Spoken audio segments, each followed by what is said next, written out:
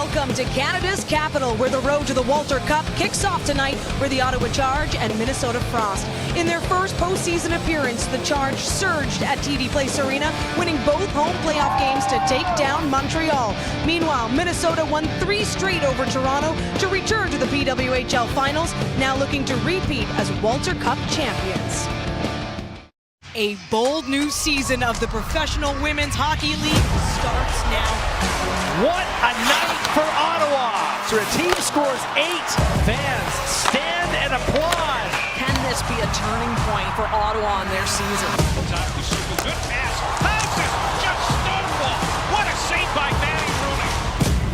Taylor Heisey with the shot, she scores! She comes out with that, she scores! They're off to the PWHL Finals.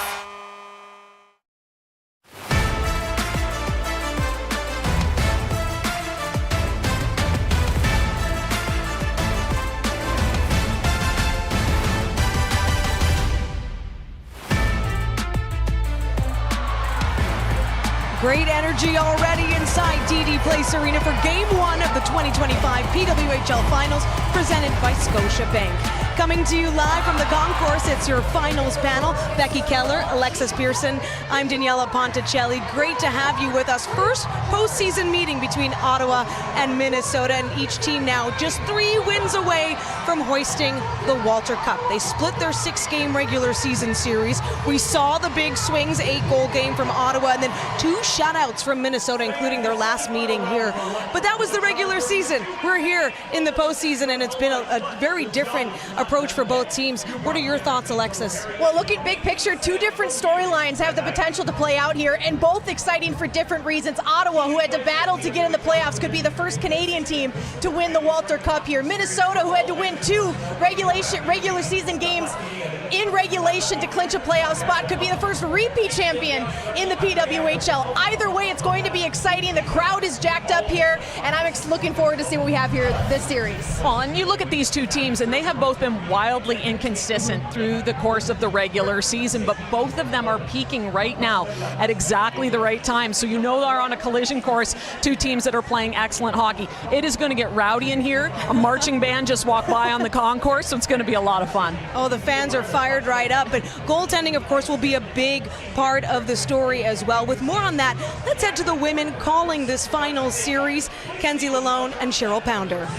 Yes, Daniela, Hensley and Phillips will get the nod here for Game 1. Those 2 will look down the ice and stare at one another, as we'll be looking at Cheryl Pounder ringside throughout the finals as well here. So Phillips, Cheryl, she's certainly been the story for Ottawa as the best save percentage right now at .956. Meanwhile, Nicole Hensley will get her 3rd start here tonight. And I'm right in on the action. So if we're looking 200 feet, whether we're going right or we're going left, we're going to see it all. Kenzie Lalone. And how about Nicole Hensley? She has just been outstanding as well through these playoffs. In particular, in that 4th game where she was able to clinch against Toronto on May 14th, making 26 of 29 saves. You can expect Ottawa to get in and around the net. They lead in rebound opportunities. They will get in front of her eyes. But on the other side, it is the rookie, as you mentioned, Gwyneth Phillips, who has been absolutely outstanding. And so far in these playoffs, she has faced 135 shots on goal. She is so athletic down low. She is quick. She is 2 tasks right now, Kenzie. I think this is going to be a real duel between the pipes. And it's Hensley that has the finals experience. She played 4 of the 5 games last year with 2 shutouts. Meanwhile, it's only Gwyneth Phillips this season that has a lone shutout for a goaltender so far. Thank you, Kenzie and Cheryl. Of course, Cheryl now with a great seat to the action. Depth, of course, is key here in the playoffs. Minnesota has shown they have that, not only from their forwards, but the defense, Becky, the production from the blue line. Well, they're the 2-headed monster right now, and that's the problem. So if you're Ottawa, you did a great job of shutting down the Poulin line against Montreal, but it's not going to be that simple when you're facing Minnesota. Yes, they have depth up front, but this is a D-core that contributed 6 goals. They like to work the puck down low, get it up to the top for point shots, traffic to the front, but they also know when to activate and when to jump in. Lee Steckline with 3 goals already in this playoffs. And defender Claire Thompson with 2 assists through that playoff series against Toronto. Still looking for her first playoff goal. She's now with our Rob Pizzo. So Claire, here we are in the finals. Your team's the defending champs, but you're one of 7 Frost players making their finals debut. Did you get any advice from your teammates about how to handle this? Yeah, I think we've talked a lot as a team about how we want this series to start, and we're just focused on today's game and playing the way that we've played that's made us so successful recently. We're just trying to replicate that here tonight. Speaking of the start, this rink can get really, really loud. How important is it to have that good start, maybe quiet the crowd down a little bit? Yeah, I mean, Ottawa has amazing fans. They've shown up every game this year, and we'll just try our best to manage our emotions, manage the crowd, manage the game, and do what we know how to do, and that will make us successful. Thanks so much. Good luck today. Thank you. Well, we heard it from Becky Keller just earlier. Ottawa being tasked with shutting down the likes of Marie-Philippe Poulin, just the league's best goal scorer this season and a known clutch player. Well, regardless of what happens in the finals, they deserve a banner for that alone. You look at what Poulin and Stacey did in the regular season. They led their team in scoring. Poulin led the league with 19 goals. They contributed 40% of the goals for the Montreal Victoire in the regular season. In the postseason, Marie-Philippe Poulin just 2 points, no 5-on-5 goals, and Laura Stacey just 1 goal. They did their job against Montreal. We'll see if they can do it against Minnesota. Yeah, handled it all the way to a series win. One of those hard workers being Emily Clark. The Saskatoon native is standing by with Rob Pizzo. Yes, the Clarkey factor indeed. They love you here in Ottawa. Emily, you've played every single game for your team in their franchise's history, and now you finally get to play in the finals. How does it feel? It feels amazing to make it here. Obviously, this has been the goal since last season, so to be able to make it here, it's a huge honor, but now the fun starts. We just get to play. Trying to predict this series is really difficult. You split your 6 games with this team all year, but each team kind of took turns taking a beating as well. What kind of series are you expecting? Yeah, I mean, the story's not written yet. I don't think you can really predict. Obviously, we're focused on ourselves and really happy with where our game is at and excited for game 1. Thanks so much. Good luck today. Thank you. Clark ready for her first taste of the PWHL finals. It's hard to hear inside TD Place Arena. We knew it would get loud. I feel like the decibels are already reaching the limit. Becky, Alexis, let's just talk about the fact that we're about to witness some history here. Oh, this is going to be fun, and I'm really looking forward to how this series plays out. I've seen a lot of playoff series go a lot of different ways, but it really feels like whoever wins this game 1 is going to go on to win that Walter Cup. This is going to be a huge game here today, and the Ottawa Charge fans are ready. Well, you heard it here first. There's the prediction. I'm just going to predict it's going to be fast. Will it be the high octane? Great home record, of course, smaller sample size, but they won their 2 home games against Montreal. And then Minnesota, a team that has closed out all of their series, has been unable to win a game 1, Alexis. Yeah, it's going to be huge. That's why I think game 1 is so big. And you saw the low-scoring Ottawa-Montreal series, the high-scoring Minnesota-Toronto series. They got 2 different paths to get here today. We'll see, as Becky said, how they collide. Well, now let's turn things over to public address announcer Ryan Lindsay, who will introduce both teams' starting lineups tonight before we hear the national anthems.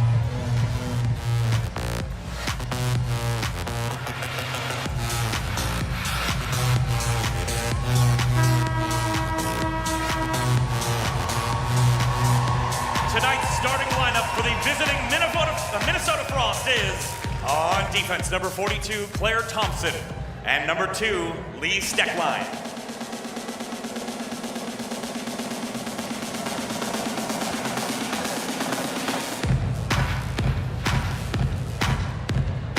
Again, that was number 2, Lee Steckline. And left wing, number 3, Brooke McQuigg.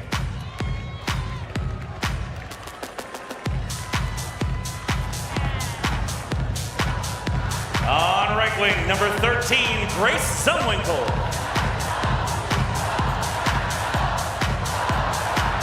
At center, number 12, Kelly Panic. And in goal, number 29, Nicole Hensley. Those are your starters for Minnesota.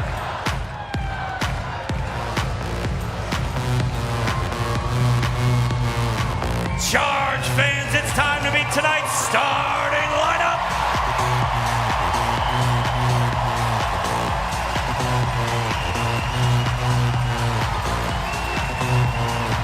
On defense, number 23, Jocelyn LaRock.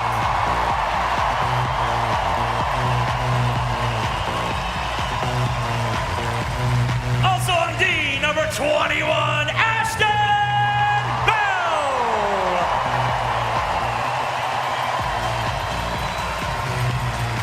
And left wing, number 26, Emily Clark.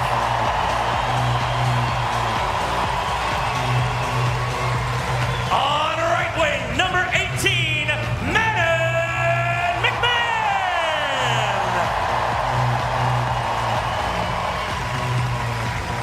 At center, number 17, Gabby Hughes.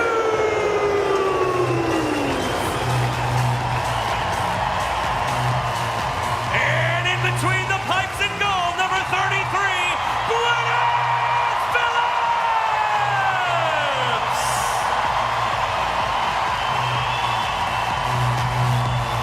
Fans, give it up one more time for your Ottawa Sharks!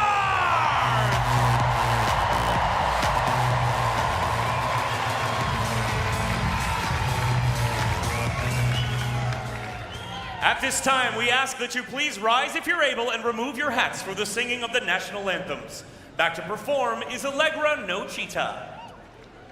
Oh, say, can you see by the dawn's early light what so proudly we hailed at the twilight's last gleaming, whose broad stripes and bright stars through the perilous fight o'er the ramparts we watched were so gallantly streaming, and the rockets' red glare, the bombs bursting in air, gave proof through the night that our flag was still there. Oh, say, does that star-spangled banner yet wave o'er the land of the free and the home of the brave?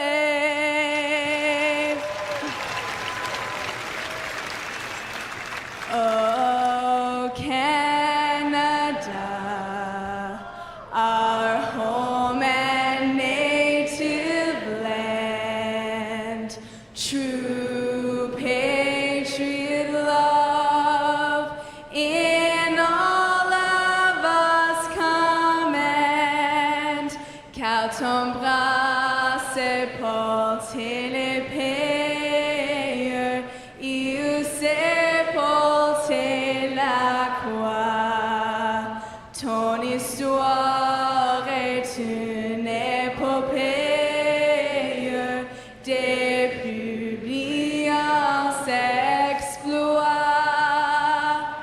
God keep our land glorious and free. Oh, Canada, we stand on guard for thee. Oh, Canada, we stand on guard for thee.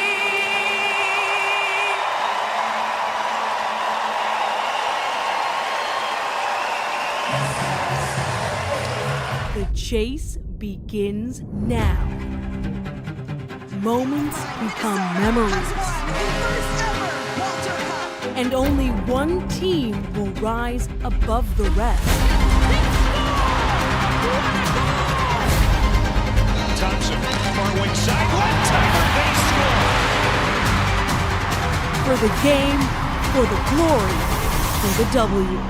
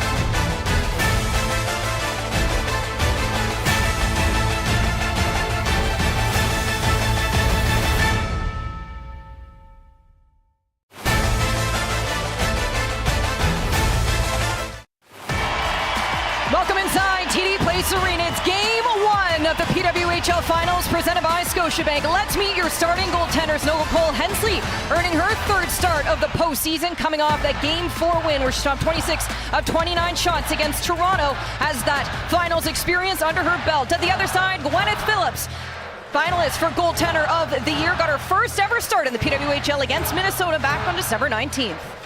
And you can see that the Gabby Hughes line is going toe-to-toe with Kelly Panic here. I think this is going to be a track meet, Kenzie Lalonde, and I've got a front row seat to it. Gotta love it. 2 teams, 1 goal. The battle for the Walter Cup begins tonight. Will Minnesota go back-to-back, or will Ottawa be the second and first ever Canadian team to lift the cup? Grace Zumwinkle getting the puck in early for Minnesota. Both these teams coming off game 4 wins against their semi-final opponents. For Minnesota, they took down Toronto, and for Ottawa, it was the juggernauts, Montreal, Marie-Philippe Poulin and company. Well, you got to know that this team is going to put the puck in. Minnesota Frost love to get in on the forecheck. They're first in dump-in recoveries in the playoffs. They love to hound and play physical below the goal line. Gabby Hughes, her line, the story, certainly in the semi-final series against Montreal. Heads this puck deep into Minnesota's territory, where Taylor Heisey will corral the puck down low. Another series-clinching goal from her. It was the overtime hero in Minnesota in game 4 to be here to compete for the finals yet again. She did so last year in the inaugural season in game 5 against Toronto. That's a great job by Minnesota. It's a controlled exit. They're able to gain the neutral zone. They put it in deep yet again. They want to establish pace right away and put the charge back on their heels. It's the first ever PWHL final game to be held in Canada, and none other than in the nation's capital. An historic moment for this team and for this league. An exciting battle. Who will hoist the Walter Cup in 2025? As Krosalemi works down low for Minnesota. Finds a pass along the boards. Krosalemi back in control. Jesheva taking a look up ice. She'll start the cycle for Minnesota. Savalainen plays the body. Petrie out in front. No one's there. As the captain, Brianne Jenner, flips it to center. Well, you see right away the urgency to the Frost game and a nice positional play by Brianne Jenner. That's something Ottawa did very well against Montreal. They protected the middle of the ice and any sort of cross passes to the middle. Each and every game decided by 1 goal for Montreal and Ottawa in their series. There's a scoring frenzy in the Toronto-Minnesota series. We'll see how the scoring shakes out in the PWHL Finals. As Rebecca Leslie corrals this puck, she opened the scoring in game 4. The Ottawa native has some pressure here from Katie Knoll. Leslie sideswipes the pressure and looks for Maitza on the near side. And you can see that F3 is jumping high and they're turning pucks over in deep. But we have got some point leaders on both sides, but you got to look at the Frost and say to yourself, man, oh man, they have got some offensive punch, whether it's Taylor, Heisey, Cava, Jake, Steckline, Coyne, Schofield, and Channel Watkins. I don't know about you, but that's all purple. This team up and down, we've talked about it, the depth, their greatest strength, their goal scoring production, their greatest strength. Cava, most career playoff goal, she sits at 7. Heisey's right there though, she got 6. These two elevate their game in the postseason. You can add Channel Watkins to that list as well. Liz Shepard, some of those returnees from last year. Walter Cup championship win as Bookbinder brings this puck in. We knew the D were going to activate as Natalie Bookbinder gets the puck in the zone early. Oh yeah, they're going to activate all right, and whether that puck goes low to high because they're working below the goal line, or they will look to bring another forward up high. Knoll trying for the shot, net front. Goal and assist already for Knoll in her playoff season.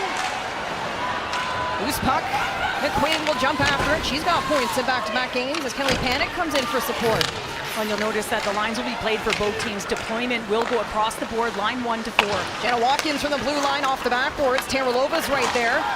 Also a goal and assist in Tara Lova's playoff run. As Victoria Bach, the former Toronto Scepter, comes in with some playoff experience. 4 players from the Scepters roster now in the Ottawa Charge. They played all 5 games in the semifinal last year with Toronto. This is their first time in the PWHL Finals as Venetia looks net front. Brooke McQuigg's going to get that puck and just send it into the neutral zone, knowing that Grace Zumwinkle is there. Just coming off a nice playoff run by McQuigg. You'll notice on every line for Minnesota, there is a heavy player, meaning they can get in on the hunt and express some physicality, much like the Charge. McQuigg, who wrapped up her college career with Clarkson, played alongside Petrie and Markowski for the Ottawa Charge. As Jenner looks for a pass, it's Hughes in front! Ashton Bell was there, a great pass from Gabby Hughes. back on it. Hughes, second half of her scoring production as the Ottawa Charge team continues to peak at the right time. Hughes' game synonymous with that trajectory as well as Thompson, finalist for Defender of the Year, moves it up for Petrie. Dealt with injuries this season, it's half board. And the bench snaps right open when Petrie ran into it. Luckily, no injury on the play. Well, nice response after the heavy forecheck of Minnesota. It's going to go the other way. Coming up through neutral ice, you can see Brianne Jenner's going to get that puck. A right-handed shot just corrals it and goes to that weak side. Gabby Hughes jumping down. It's Ashton Bell, the defender, who's jumped down to the middle of the ice. Now Lee Steckline has to honor her. So coming over late, just a miscue by Hughes. But that is a line that has been a real threat and have an ability to shut down the opponent, as we saw as they went head-to-head against the Poulin line in the last series. Second year in a row, the first team in the regular season selecting their opponent and it not going to their liking. Last year, Toronto fell short to Minnesota when they selected the Frost. This season, Montreal selected the Charge and Ottawa came away victorious. Petrie brings this puck in, has support from Shisha on the far side. Petrie walks in, it's Jakes jumping in on the play. On net it will go, doesn't reach as Markowski plays it to the corner. Well, that's a really nice play off the wall by Curl Salemi. Just real strong in small spaces, but such a strength on the boards. Curl Salemi, a power play goal under her belt in the postseason back in game 1 as Phillips makes the early save. Well, when you talk about breakouts, anytime that puck is on the wall, you have to be able to shield and be evasive. This is going to be a rim, so you got a defender that is coming down, and what a play by Curl Salemi to pop that puck to the middle of the ice. Petrie's able to pick it up. They're able to enter the zone. Both of these teams will look to gain entry. Speed through the neutral zone is going to be the key, the quick counters by both teams. Split the series in the regular season, Ottawa and Minnesota. The Frost winning 2 of the last 3, and both those wins shutting out the Ottawa Charge. I think Becky Keller said it best in the regular season. When these two teams meet, it's predictably unpredictable. You really never know what's going to happen when it's the Charge and the Frost. As Bach takes this in, finds some room, dishes it out wide. Vasco's right there on the doorstep. This line has really elevated their game as we've come down the stretch in the playoffs. Serdachny routing them out. Her shot gets blocked. A break here. Liz Sheppers had a skate just wide. That would have been a breakaway. Sheppers in control now. She'll wait for support. Oh, an assist for her so far as Claire Thompson rolls off. A pass to McQuaig. Her shot as Phillips makes the save. Well, that's the activation of the D, and we spoke to Ken Klee about it. He said, listen, they just take what is given. Bach, another drive. Looks net front. Kelly panics right there. Coming off game 4. First time she was over 50% in the face-off draw, which has been an element of her game that has certainly driven her play. Abnormal stat for her. It'll certainly even out, I'm sure, as we head down the stretch. Well, yeah, and you can see the activation of Claire Thompson, and she's going to look, and she sees backdoor that there was a stick there, and guess who that is? That's going to be McQuaig coming down, trying to corral it and get a shot on net, just strong and solid in and around those tight spaces, converting it and pushing to her forehand for a quick release. Ottawa fires it into Minnesota zone. Venisheva tries to get there. Hensley plays it aside. Cole Hensley played 4 of the 5 PWHL Finals games last year. Her only loss came in overtime. But again, for Ken Klee, to his disposal, he does have that 1-2 punch if he chooses. For Ottawa, it's been the Gwyneth Phillips story. The injury of Emirates Mashmeyer. Phillips has come in seamlessly, and we're scoreless. 13:30 to go in the first. It's game 1 of the PWHL Finals, presented by Scotiabank.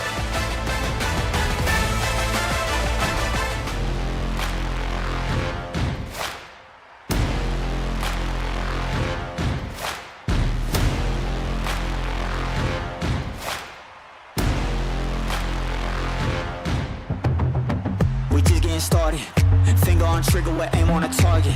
I'm shooting my shot, yeah. It's right on no money, no discount, no bargain. Hearing them calling, the clock is ticking, we cannot be stalling. We pulling up harder, a one shot, one chance. I gotta go all in. You know what it is, I gotta get it. You know what it is, I'm bound to win it. You know what it is, you know what it is, you know what it is, you know what it is, I gotta get it. You know what it is, get down to business. You know what it is, you know what it is. Game time check, game time we time check, hang time, we up. Gotta stay up, way up. Just cut it up, want a rematch. First time won't be last. It's the beginning, we just got started. the beginning, we just got started. It's the beginning, we just got started. It's the beginning, we just got started. It's the beginning, we just got. It's the beginning, we just got started.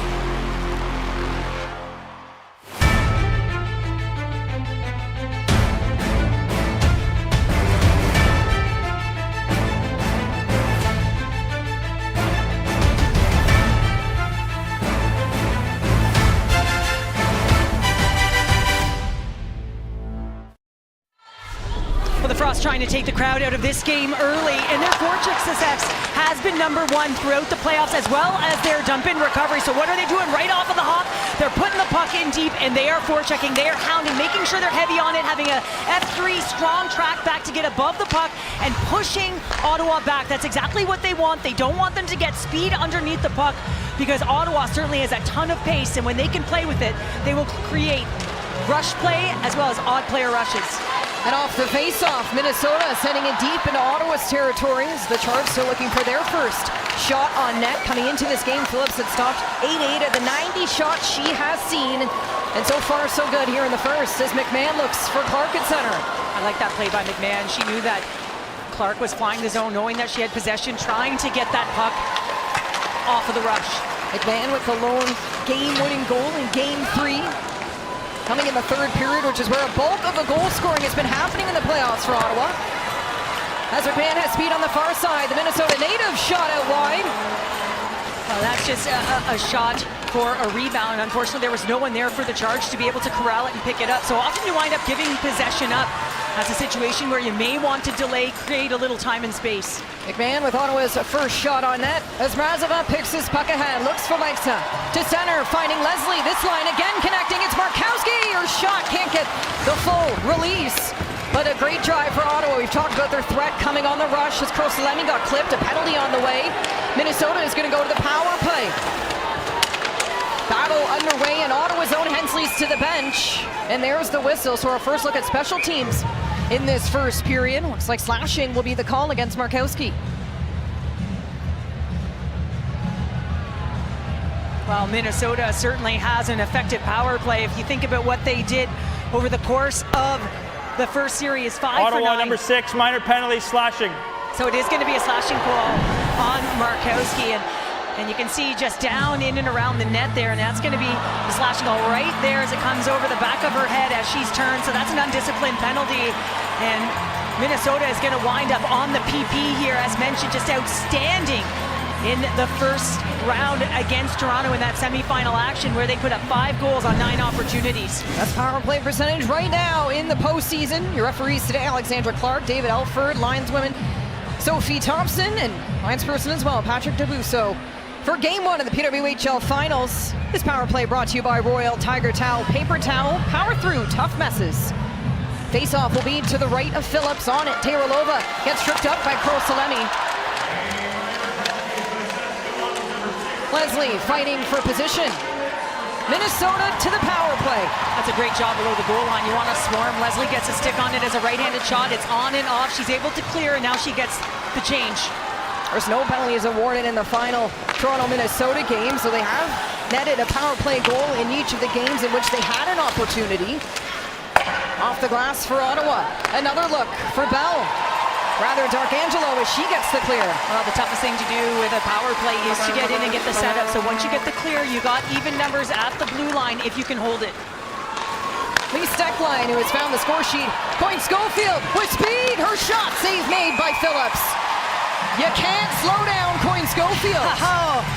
She blew by. There's wind in the rink. I'm telling you right now. I have just said you got to hold the line. Well, you have a difficult time holding the line. You're trying to squeeze to one side of the ice. Boy, oh boy, that is some speed just outside the dot. She elects to take the shot here, but she gets a moving, and she's got that crossover speed. She's linear, and she takes that shot. There's such a tenacity to her game right now. You can see it in her eyes, the intensity. Coming off a 2-goal performance in Game 4, Coyne Schofield now has 4 points total on the season in the playoffs. Hughes, nice moves into the corner. She will go. A minute gone on the Frost power play. Ottawa had 4 jailbreak goals during the regular season. Zumwinkle, the lone player with a jailbreak goal in the postseason. That came last year. Bell off the boards. Larocque to center. And they're going to get this puck out because Larocque was able to slow down the entry. You can slow down that entry. Now all of a sudden you can converge on the puck. You can allow the PK to get set up in attack. Sophie Jakes, also a finalist for Defender of the Year, moves it forward. Point Schofield can't get through Bow. She'll get steered to the corner. You mentioned that activation. I mean, the defense for this team just doing an outstanding job. Jakes herself has 6 points alone so far through 4 games. Minnesota put up 18 goals through their 4 games against Toronto. You look at them, Ottawa, Montreal series, collectively they didn't even reach that amount. They only reached 13 goals combined. A great kill for the Ottawa Charge. Well, that's an excellent kill. No looks, real good looks on net, and that's because you're able to get it down. It is so difficult to set this puck up, especially with an aggressive PK that force the chip. Cross landing 1 shot on the power play. Zawarainen jumps in on the play. Heisey looking to work it down low as Darkangelo gains a hold of it. For the game-winning goal back in Game 1 for Ottawa against Montreal. This time, Venishova just wide. She is certainly starting to get warmer and warmer. Another shot, this time tipped in front by the Charge. Well, again, you talk about offense, and Brianne Jenner gets in on the hunt, but wow, what an opportunity. Game 1 of the PWHL Finals presented by Scotiabank, live in the nation's capital. Here's to the bold, the determined. More than athletes, they're icons, warriors, opponents of the status quo. Proving that dreams are realized through dedication and come alive on the ice. This is a call to empower, to unite, and to celebrate the bold in all their glory. It's time to own the ice. Are you ready?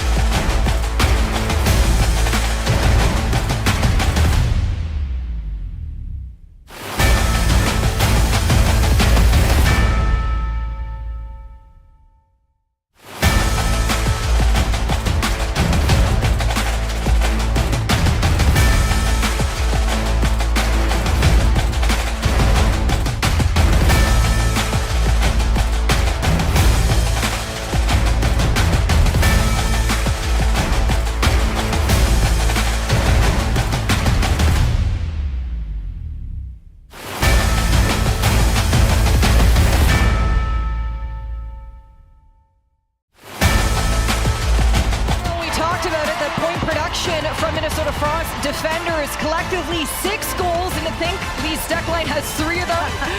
Certainly wasn't on my bingo card coming into the postseason, but their team, again, getting a bulk of their offense from their blue line, which will have to be top of mind for the Ottawa Charge.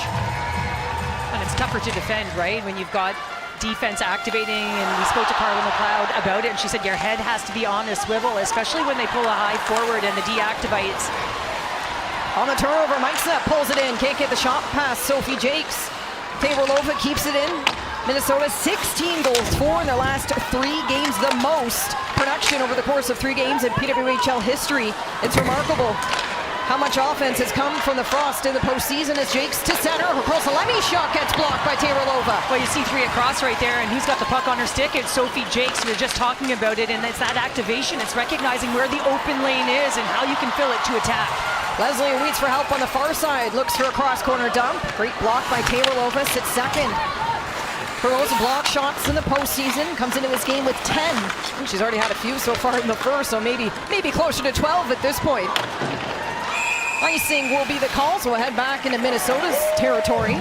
Well, you're seeing the pace of both teams, and it really starts in your own zone and how you're able to exit, and this is exactly what happens through neutral ice. She hit it to the weak side. Look at who's activating through the middle, takes it to her strong side, and Jakes, you've got a triple drive there, and now all of a sudden you've got a block shot. She's a right-handed shot. She looks to move it to Kurl-Salemi, and Teralova comes and draws right through the middle of the ice. I think if Kurl-Salemi just had held on a little longer, Teralova might have slid right by, but that's the intangible that it takes to win hockey games, getting in front of the puck.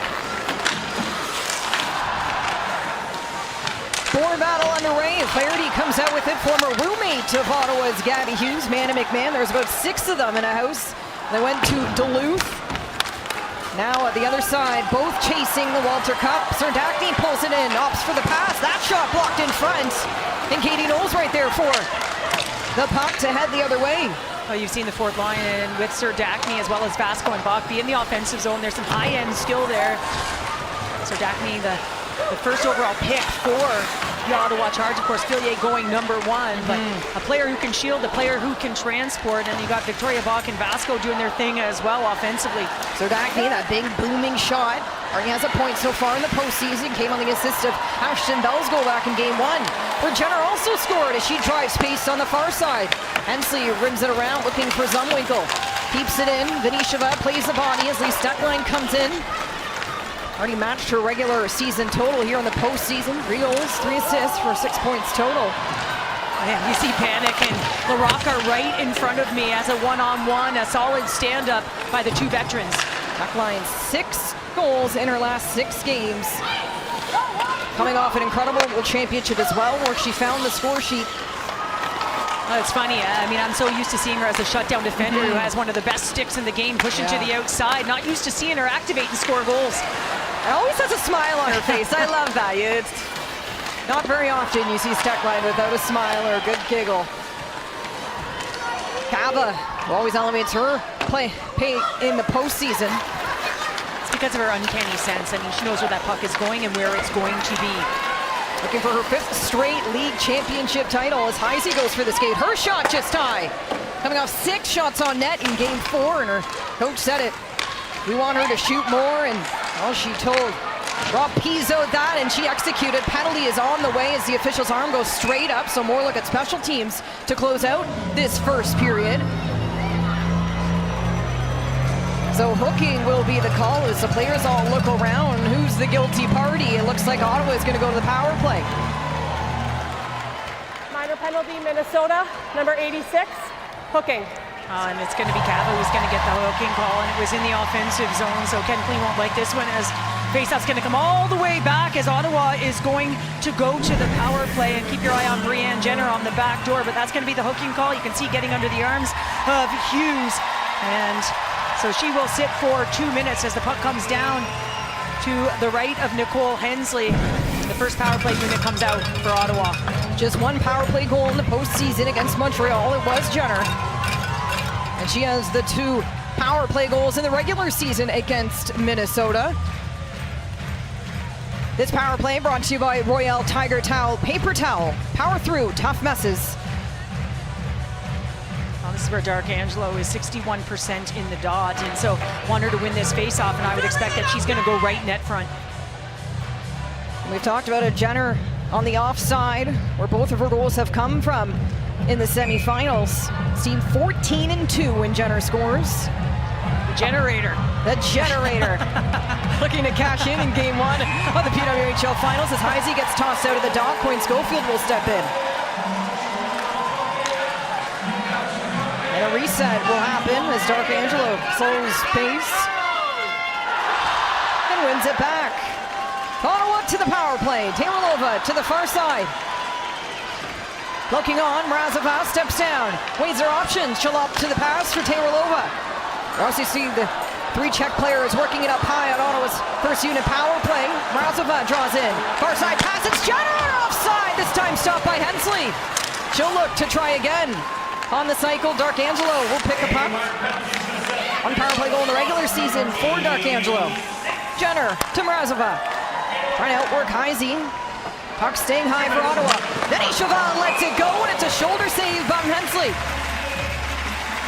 Well, you can watch the movement on the power play, and Brianne Jenner's going to work her way to her offside. You can see there 3 down low, D'Arcangelo, and then there it comes. They're going to try and thread the needle as that right-handed shot.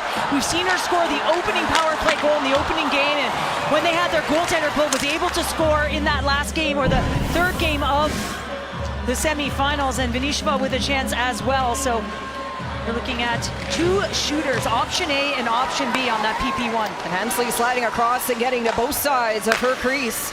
McMahon will try, down low for Hughes, pass out in front. No one's there as Zumwinkle tries to clear it away.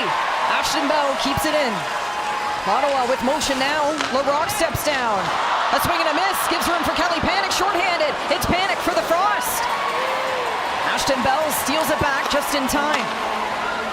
Hughes on the attack. Pushed off by Zemwinkle. Panic to center. And Ottawa will retreat. Well, that was a great play by Panic to get it to Channel Watkins, to get it down the ice. She recognized she would have been on her backhand, says, you know what, here you go, and now it's an easy out. Just a smart veteran play. Minnesota allowed 2 power play goals against in the 6 opportunities Toronto had in their series.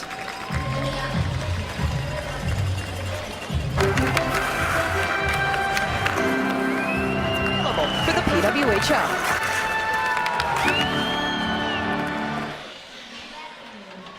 33 seconds remain for the Chargers' first power play of the finals. Another face-off reset. D'Arcangelo will have to leave the circle, and Jenner will step in. Right-handed shot, she'll take it on her backhand up against Panic.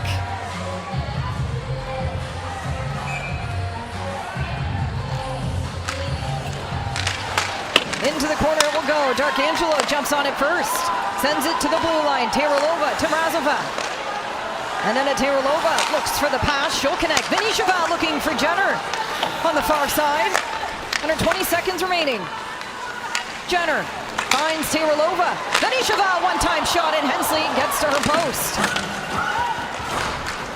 Great poke check from Taylorlova. Gives D'Arcangelo quick pass over. Back to the blue line for Ottawa. Mrazova has a lane. Tries for it. Sophie Jakes with a great hand-eye. Another chance, Mrazova. And we're back to 5-on-5. Ottawa landing 4 shots on that power play. They'll be pleased with their looks and the shot volume. Another shot here. Hensley's been busy.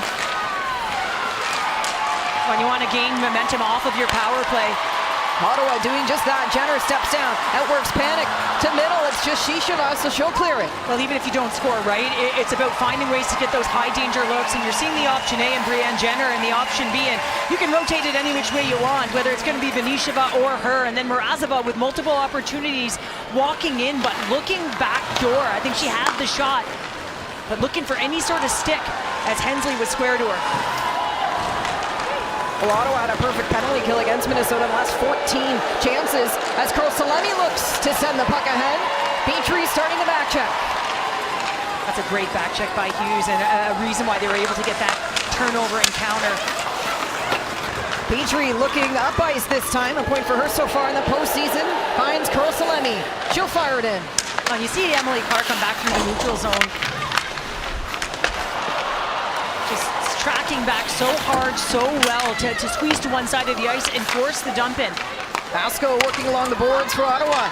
Drops it back for Zoe Boyd. Had 6 hits in Game 3 against Montreal. Boyd, the most of her career. Showing patience, stretch pass, looking for Bach on the far end. Steckline reads in, fires it in. Phillips active out of her net. Finds Boyd. Ottawa getting stuck in their own end. Channel Watkins tees one up off the inner skate of Vasco.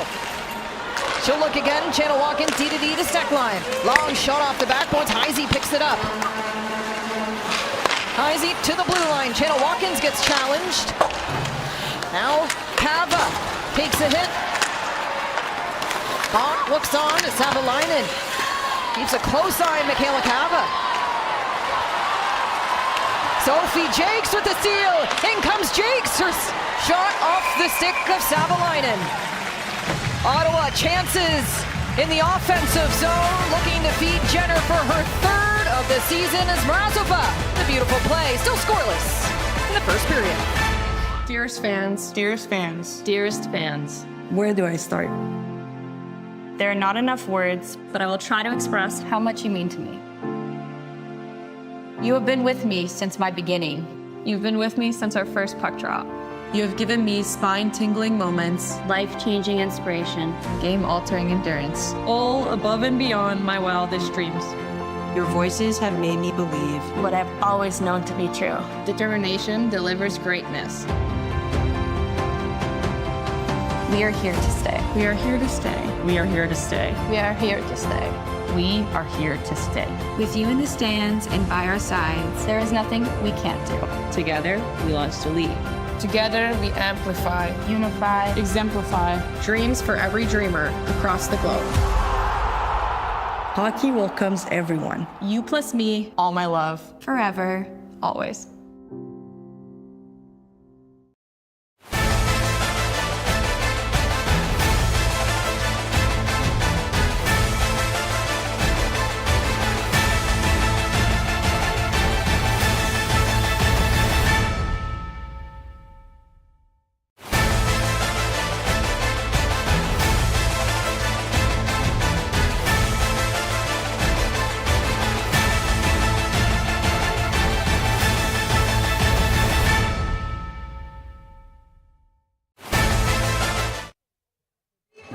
So if the Frost can repeat as champions in this, the sophomore season of the PWHL, they would make a little history. Take a look at the 4 major sports leagues in North America. No team won the title in each of the first 2 years of the league's existence. It took either 4 or 5 years. But when you look at women's basketball, the Houston Comets won the first 4 WNBA championships, and Cynthia Cooper was the finals MVP in all 3.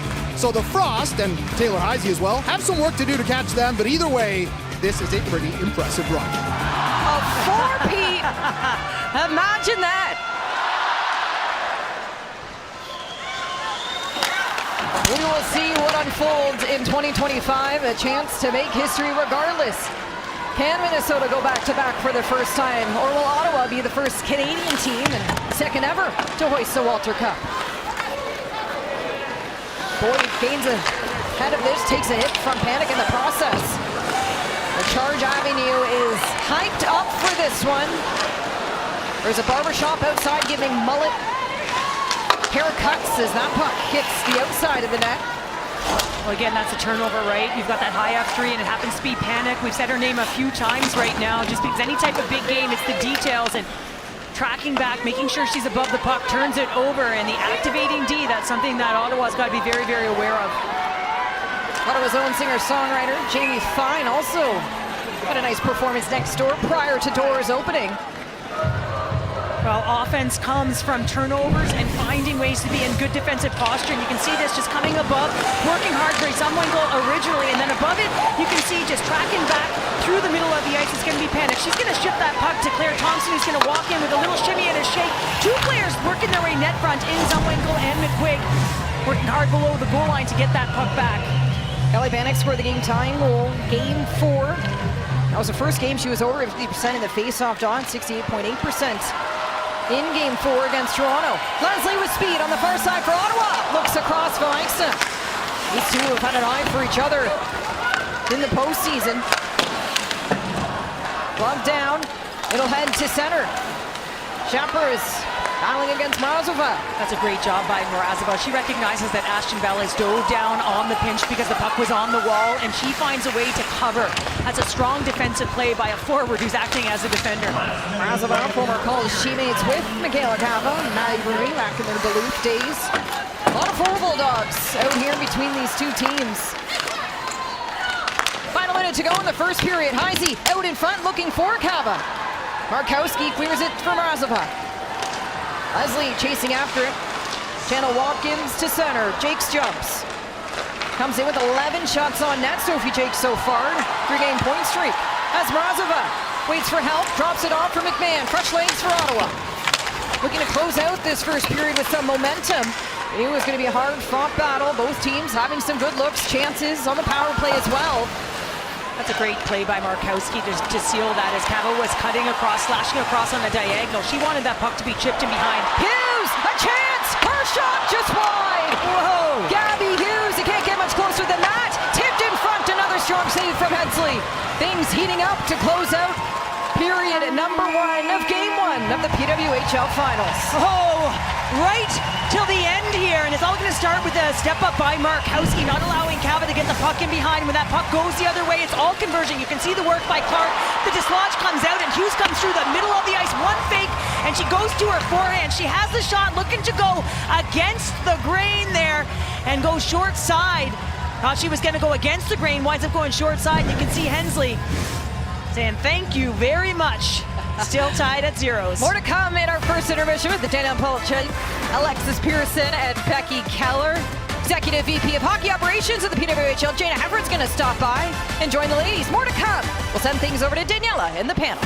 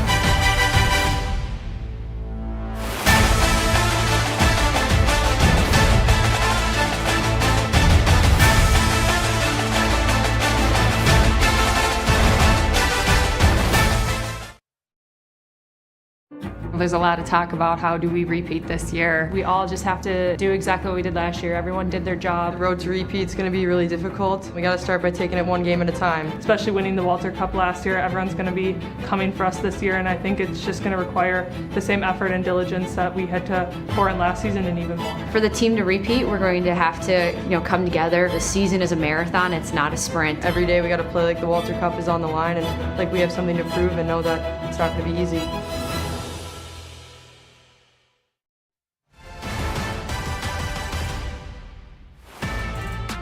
Welcome back to TD Place, a scoreless first period in Game 1 of the PWHL Finals. I'm here with Brooke McQuaig. And Brooke, your first 20 minutes of finals hockey, what were your impressions of that first period? I thought we came out fast. I think we knew these guys were going to come out hard, especially in front of their home crowd. So I like our game. I just think we have to focus on the little details. You take a look at your semifinal series. It was all about goals. No lead was safe. This one's going to be a little bit different, especially when you're facing such a hot goaltender. What's the plan to try to continue that offense into this series? Yeah, we know she's a great goaltender, but we just got to get more shots on net, and I think just take her eyes away and get pucks there. Thanks so much. Good luck. Thank you. Daniela? Rookie Brooke McQuaig had a stellar showing in the semifinal series, but we are without a goal through the first 20 minutes, Game 1 of the 2025 PWHL Finals. We are the finals panel live from the concourse of TD Place Arena. Becky Keller, Alexis Pearson, Daniela Ponticelli. So no goals, plenty of action, and a lot of difficulty we're seeing early on. No room in the middle, and Minnesota making life hard, Becky, for Ottawa, just getting out of the zone. Well, I think when Minnesota, is at their best, it's when they're getting pucks in deep and then they get in on the forecheck. But one of the things that they do very well, Cheryl Pounder mentioned it a couple times in the broadcast, is when they lose possession, they reload back above pucks and then they attack down. So they're taking away the wall, taking away the middle, holding that mid lane. A couple times Ottawa tried to exit through the middle of the ice. They were taking that away as well. So making it very difficult, all because of the reload. So you'll see the forwards jump right away to get above pucks, attack down on it. So it's tough for Ottawa to get out. Well, through the first period, shots were 9-4 for the Charge. Now, in the regular season series, all 6 games, it was Minnesota that outshot Ottawa, except for one game, which was tied. That was the 8-3 absolute offensive juggernaut showing from Ottawa. But back to this game and the fact that there's some blocked shots going on big time as well, Alexis. There's just not a lot of room in the middle of the ice right now for either team. Neither team can get shots in front of the net. They're not getting to that slot area. Everything is being kept to the outside for now.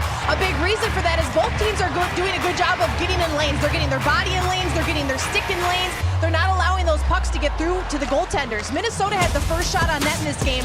The second shot on net didn't come until about 5 or 6 minutes into this first period. So a lot of those shots came later on. Ottawa had some good chances late, but for the most part, that middle space of the ice is clogged up. That's a sweet spot. Nobody can get there right now. Not right now. We'll see what awaits. But up next here in the first intermission, we are so honored to bring in Hall of Famer and the Executive Vice President of Hockey Operations, Jana Heffert. She'll be joining us live, along with some more memorable moments from this sophomore season. There's a lot of talk about how do we repeat this year. We all just have to do exactly what we did last year. Everyone did their job. The road to repeat is going to be really difficult. We got to start by taking it one game at a time. Especially winning the Walter Cup last year, everyone's going to be coming for us this year, and I think it's just going to require the same effort and diligence that we had to pour in last season and even more. For the team to repeat, we're going to have to, come together. The season is a marathon, it's not a sprint. Every day we got to play like the Walter Cup is on the line and like we have something to prove and know that it's not going to be easy.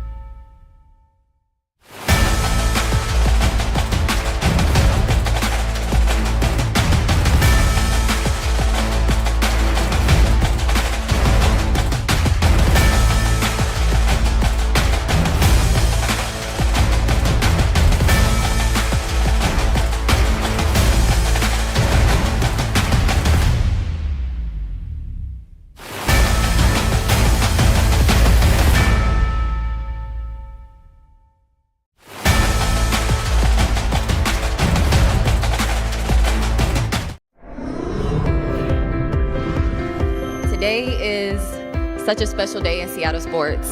I am honored to be here for this historic celebration as we welcome the PWHL's expansion team to Seattle. We're excited to write the next chapter for women's hockey here in Seattle. But we know there's a rich history, so we're not starting from scratch. With Seattle and Vancouver both a part of the PWHL, we're not just honoring that history, we're reigniting it. I think one of the big reasons that we are here is because of your unwavering passion for women's sports. 4 months ago we were here, 12,000 fans, and they welcomed us with open arms and really, really loud cheers. Seattle, we're thrilled to be here, and we can't wait to get started.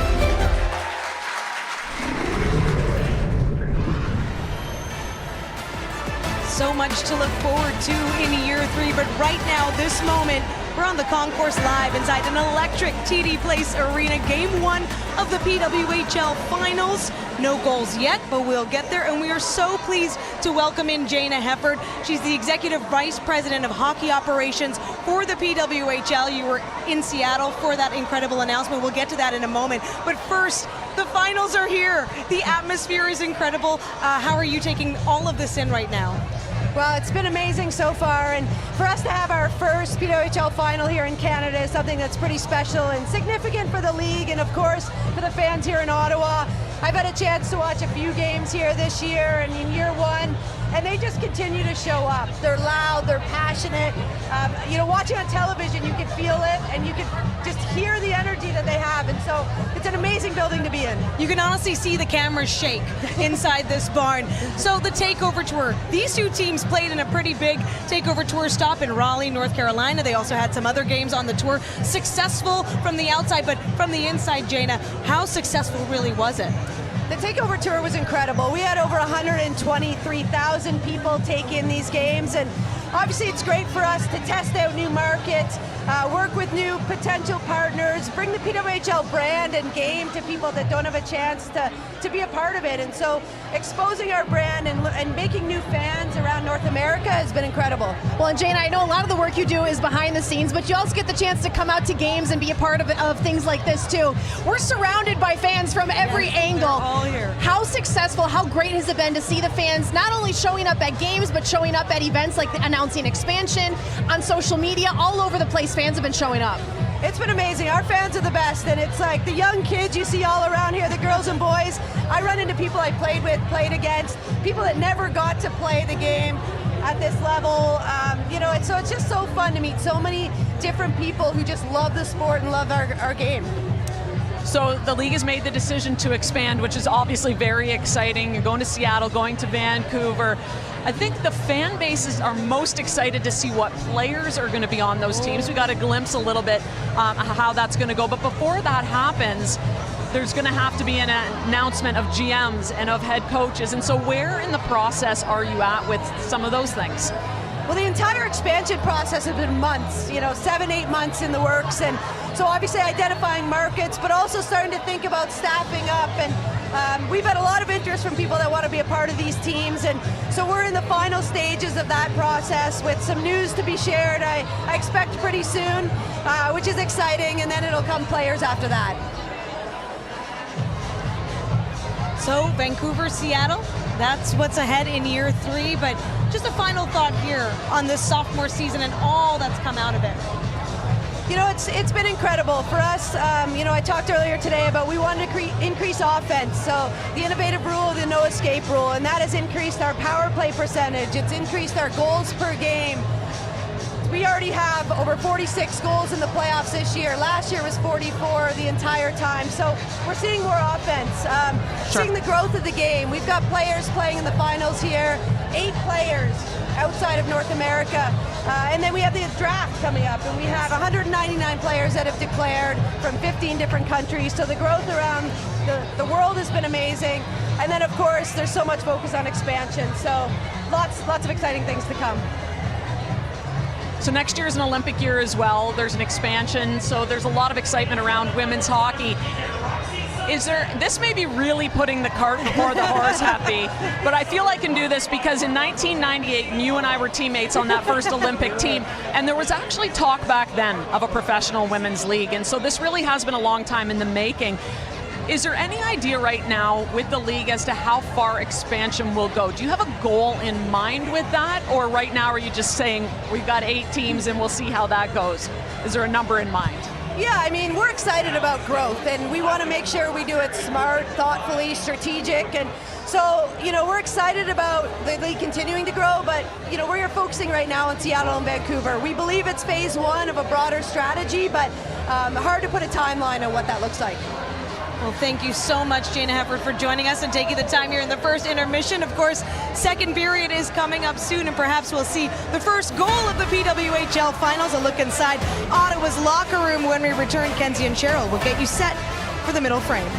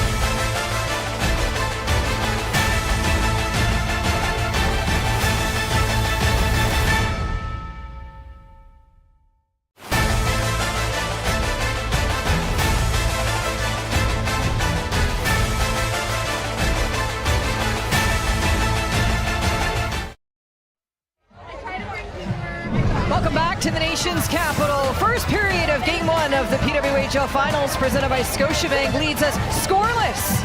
Ottawa did outshoot Minnesota 9-4 in that opening frame. They even had a look on the power play, so let's check in with Ottawa Chargers head coach Carla McLeod, who's ringside with Rob Pizzo.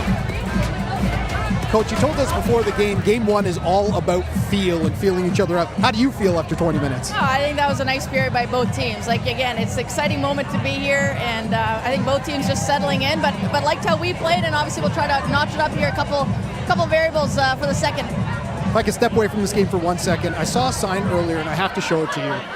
Carla was right about everything, and it comes on the day where you get announced as a finalist for Coach of the Year.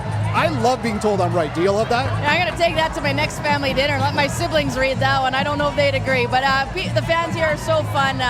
These signs have been fun all season in this league, and of course, it's a thrill to be playing at this time of the year. Thanks. Good luck in the set. Thanks, Rob.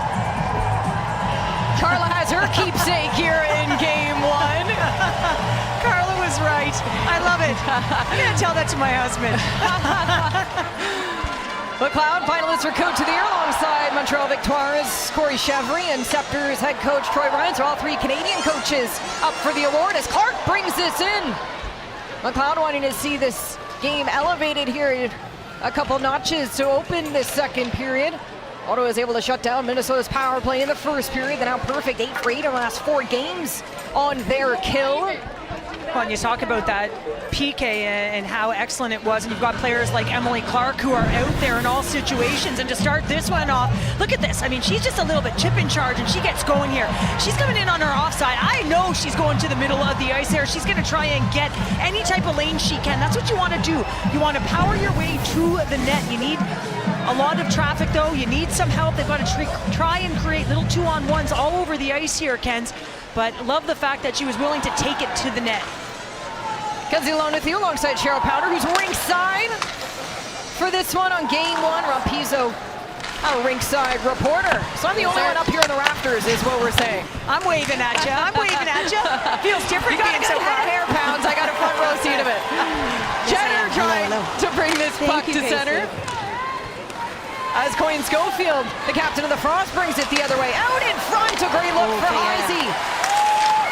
Dark Angelo in on the corner, was a perfect 3 for 3 in the face-off dot in the first period. Thompson, her shot just wide. Well, you see that dead angle shot, it's because you've got a mid-lane drive, and that's what Minnesota does very, very well. If you've got a heavy player on every line, you want to drive. That forces the coverage back. Not only can you get a stick on it, but you're also creating some ice a little bit higher. So if you can have a layered attack, you can find a way to get a loose puck. Minnesota looking to do something they haven't done before. Win game one of their playoff series. They're currently 0 for 3, but hey, it's working for them. The reigning Walter Cup champions. Ottawa's done quite well in scoring first in the postseason. They won 3 of their 4 games against Montreal. As we still await our opening goal in game one of the PWHL Finals. Mike Sill will chase after it. The Austrian native. His national team will win the World Championship the upcoming year. Mrazova taking a tough spill, and she's really slow to get up here for Ottawa. Right at center ice is Katarina Mrazova. Slow to her knees. Play moves forward down low for Ottawa, and that is a tough sight for the Charge. Mrazova helped off. She'll sit on the bench. We'll keep our eyes on 16. Markowski brings it through center, chips it in for the Charge. Bookbinder gets there early. Oh, that's a really quick close by Vasco now. Everyone's getting to position. Look at the track by Serdachny.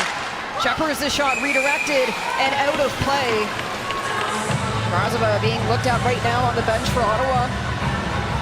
That is tough, and that's going to be just sort of in the middle of the ice right there, and it's going to be the knee. It looks like it's a knee on knee, and it's going to be Curl Salemi in that open ice. To see the contact, the stick between the legs, and left knee on left knee there as Mrazova goes down, and that would be a tough loss as she's laboring on the bench. So we'll keep track of that. I got my eyes on it here, Ken's, as I'm between the benches right now. Just a key component to this team. Hasn't found the score sheet yet so far, but she's one of those finesse players that certainly aligns well with Leslie and Meixna. Has missed 16 games in the regular season with injuries. Played her first 7 games of the regular season, had a goal and 3 assists, then missed 11 with an upper body injury. Of course, went off to the World Championship. Played the second most minutes for her forwards for the Czech national team. And then came back and has been in the lineup since, which is great to see. Serdachny, a lane. Off the skates of Flaherty. Another look for Serdachny. Drops it off for her defender. Himlerova moving it forward for Shepherds. Himlerova on the backhand looking for Katie Noah out wide as this fourth line drives pace for Minnesota, and Serdachny shaken up on the back check. Well, you saw a drive at the fourth line for the Charge, and now it goes the other way, and it's the fourth line for Minnesota. So you're seeing the deployment of both of these coaches in Ken Klee and Carla McLeod, not afraid to utilize their benches. Spoke to Ken Klee earlier. He said there's a sweet spot for his players.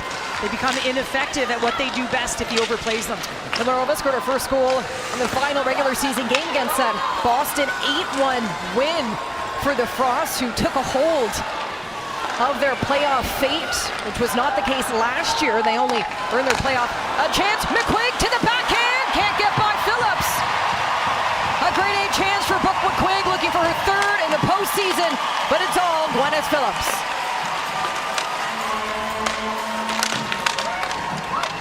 Boyd chasing after it now and behind play. Takes a look, reverses it. Zumwinkle steals it away. McQuaig another angle. Challenged by Phillips. Gwyneth standing tall to start the second period. Minnesota gets a full change. Fresh legs to the ice as Ottawa gets hemmed in their own zone. Pasco there for help as Zumwinkle tries to pull this puck out. She's got points in back-to-back games to help her so far in this year's postseason, the reigning Rookie of the Year. So we'll hear for those announcements later on this week across the league. Pasco's going to go for that change, and it's needed. A loose puck at center, Heisey fighting for it. Steckline pulls it back. You know, it's funny, I mean, that sustained pressure comes off the fourth line with an offensive chance, it turns over, and they wind up hemmed in for quite some time, with McQuaig getting a couple of eye danger opportunities. Point Schofield to Thompson, alone, a shot high. Out of play, another lane. Phillips, what a stop. As Heisey slow to get up at Ottawa's end, looks to the bench as Ottawa starts the attack. It's Jenner. She'll fire it in. Hughes, the lone Charge player in the offensive zone. She waits for help. Well, and McQuaig was on the net there, and you can see that going to Phillips. Clark looking for the wraparound. Hensley makes the save. Emily Clark looking for goals in back-to-back games. Well, some huge opportunities at the other end against Phillips, and just it all starts in the quick transition. It's going to work its way up to Grace Zumwinkle, and she's going to move it up high, and you can see just moving it to the middle of the ice is going to be Kelly Panic. McQuaig's going to get in all alone, and then the second chance, she's reaching for the puck, doesn't get all of it, but it's going to be Kelly Panic on the doorstep. Some huge saves by Gwyneth Phillips under siege there. The Minnesota Frost were certainly buzzing. Again, showing why she is certainly a finalist for Goalie of the Year, but also showing she is a starter in the PWHL with expansion on the horizon. As Clark brings it out wide, a chance out in front.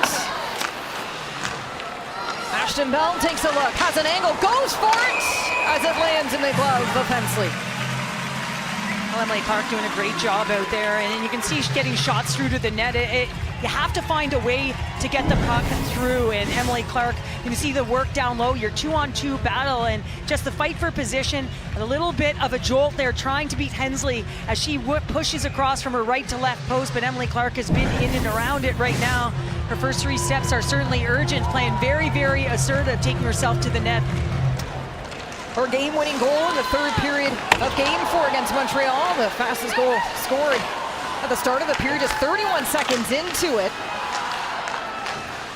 Has 3 points in her postseason so far. As she told Rob Hughes at the start of the game, the story is not written yet between these two teams.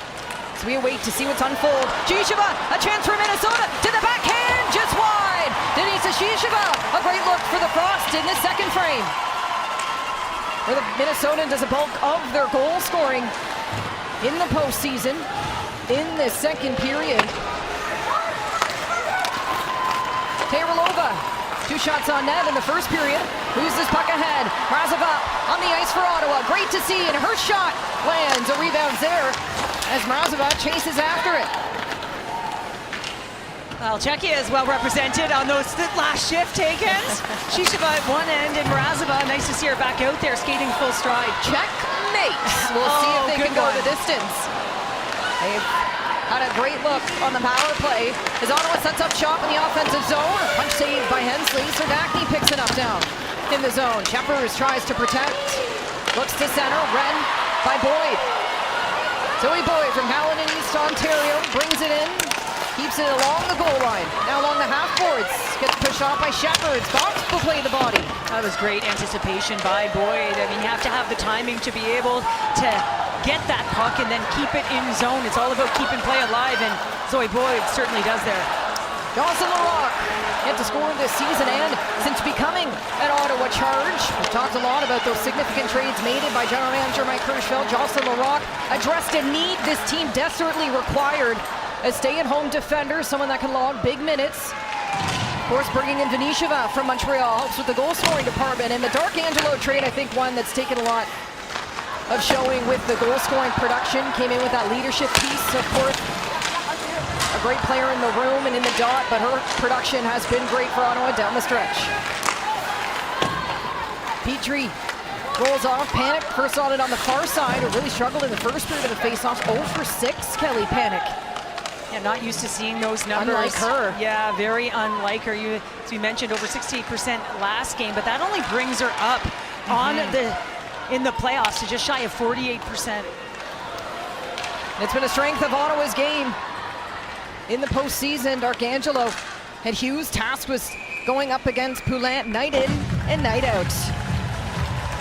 Well, we've talked about the Czech connection. Denisha Shisheva for the Minnesota Frost. A grade A chance to open the scoring, but it's the Gwyneth Phillips story continuing.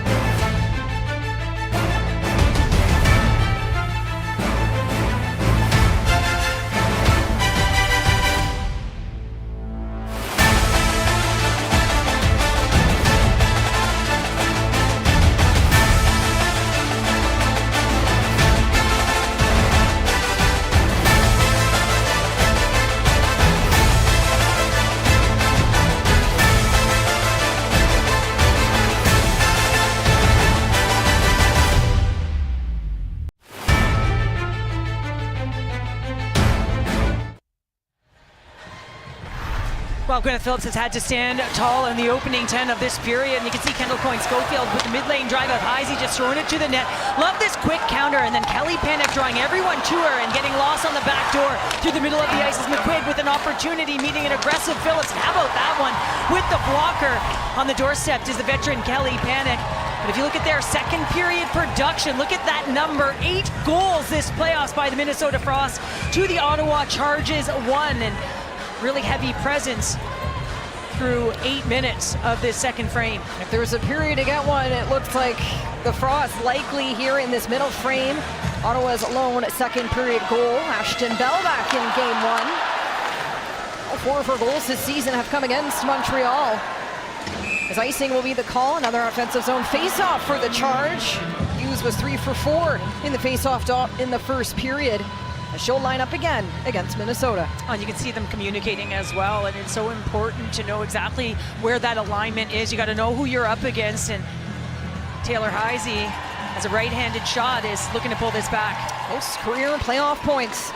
Taylor Heisey, reigning Alana Kloss playoff MVP. As Clark finds Larocque. Deep in the zone it will go. Hughes chasing after it. Heisey beats her there. Short reverse pass for Channel Watkins. Originally a Toronto draft pick, but Minnesota signed her last season. It's been a big piece on the blue line for the Frost. Canadian Tire is proud to be a founding partner of the Professional Women's Hockey League. What a beauty! Together, we're building a stronger future for women's hockey on and off the ice.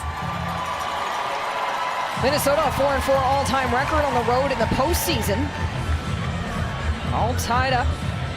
Ottawa looking to remain undefeated at home in the postseason. On the face-off again, Heisey up against Hughes. Clark lined up right behind Gabby Hughes. Wins it to the boards, and Jakes is able to protect it. Jenna Watkins rolls off. The lone goal in the playoffs coming on the power play. And another icing call. We'll keep our eyes on that face-off, Doc. Well, yeah, and about the set plays, right? And I was looking at it coming to Clark and then hitting Bell on that weak side. That's what it looked like the alignment was to me. From ice level, where it's exciting and noisy and watching left and right, both teams go at it here. Face-off so critical in terms of possession and getting shots off right away, attacking right away. Jakes picks up the puck now for Minnesota. Connects with Coyne Schofield, using her speed. Heisey out wide. On the half boards, tries for the pass to the slot. Jenner picks it up now, finds Vanisheva. There's Vanisheva, 1-on-2 on the far side, has two charge players with her as she brings it deep into the zone. Vanisheva leaves it off, Terelova with speed. Vanisheva's shot blocked in front. Now it looks like a 2-on-1 the other way, but it's a great back check from Terelova to join in on the play. Coyne Schofield, a hit against Vanisheva as she gets rocked on the entry lane.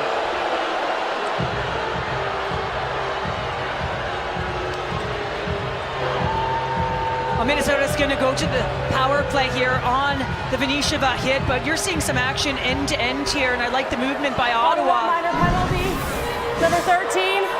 And the movement, as you can see, the entry here, and again, just finding ways to attack the net. Vanisheva's going to bring that puck up high. Now all of a sudden you're going to have a little bit of a switch. The coverage backs up to take the puck carrier, and she's open in that high bluer area, and the high ice takes the shot. Puck goes the other way after the block, and there it is. There's the legal hit. Right off the face-off, Phillips had to make a save. This power play brought to you by Royale Tiger Towel. Paper towel, power through tough messes. Frost 0 for 1 so far. Landed just one shot back in the first period on the player advantage. And it was a nice, solid PK by the Charge, not allowing the Frost to get in and get set up. But what a shot that Jakes has from the back end. Charge a perfect 8 for 8 now through the last 4 games on their kill. On the face-off, Jakes gains a hold of it. Down low, one-time shot, blocked in front. Vasco takes a lot of it. To her feet. Zumwinkle protects. Down low for McQuigg. Up for Panic. Kelly Panic, Grace Zumwinkle, last players to score a power play goal against Ottawa, was back in their first ever meeting. Panic to Jakes. One-time shot, another block by Vasco. Putting it all on the line as Panic finds Jakes. It's Zumwinkle. Just wide for Grace Zumwinkle. Well, this shot mentality option A is the right-handed defender who's the quarterback on this power play. But it's the block shots by Vasco just denying the lane to the net. Lee Steckline working the blue line for the Frost. Panic shot. Phillips makes the save, and there's no rebound in sight. You see multiple shot attempts by Sophie Jakes, and then, of course, Lee Steckline as well. But Vasco, who's on the bench laboring a little, gets her body in the way of it. You can see Sophie Jakes has a little more room to be able to walk that puck down, but once that one-time shot, Vasco steps in the lane a few times here. Ice bags and block shots. Jackie Keller knows all about that. It used to be a mantra of our team, and if you want to be a PKer, that's what you got to do. And a nice cold one to round out the evening. Don't get me in trouble, Kenzie. Vasco. 3 or 4 points in the regular season have come against the Frost. Look at that beautiful shorthanded game-winning goal late in the game. Final 5 minutes when these two teams met each other. Collision in the corner in the other end. Ottawa was able to get a much-needed change. Under 40 seconds to go in the Frost's second power play of the game. Heisey has some speed, drops it up. It's Steckline. A lane, she'll take it. It's just wide. Groslemy slows up pace. Down low as the puck comes high for Thompson. Heisey, an angle, fakes the shot, drops it for Steckline. Thompson, another angle. She'll go high off the stick of Phillips. Taylor Heisey, will this be her moment? Finds Groslemy down low. The two working it below the goal line in the Charges zone. Bell challenges. Heisey on the half boards. A head-up play, looks for Steckline. Final seconds of this power play for the Frost. Heisey tees one up. Stopped by Phillips, and a rebound attempt as well. It's Kappa backdoor, denied by Phillips. With the help of her defenders, an excellent play for the Charge. A perfect 2-2 on the kill as this crowd comes to life. Leslie shot, bar down for Rebecca Leslie.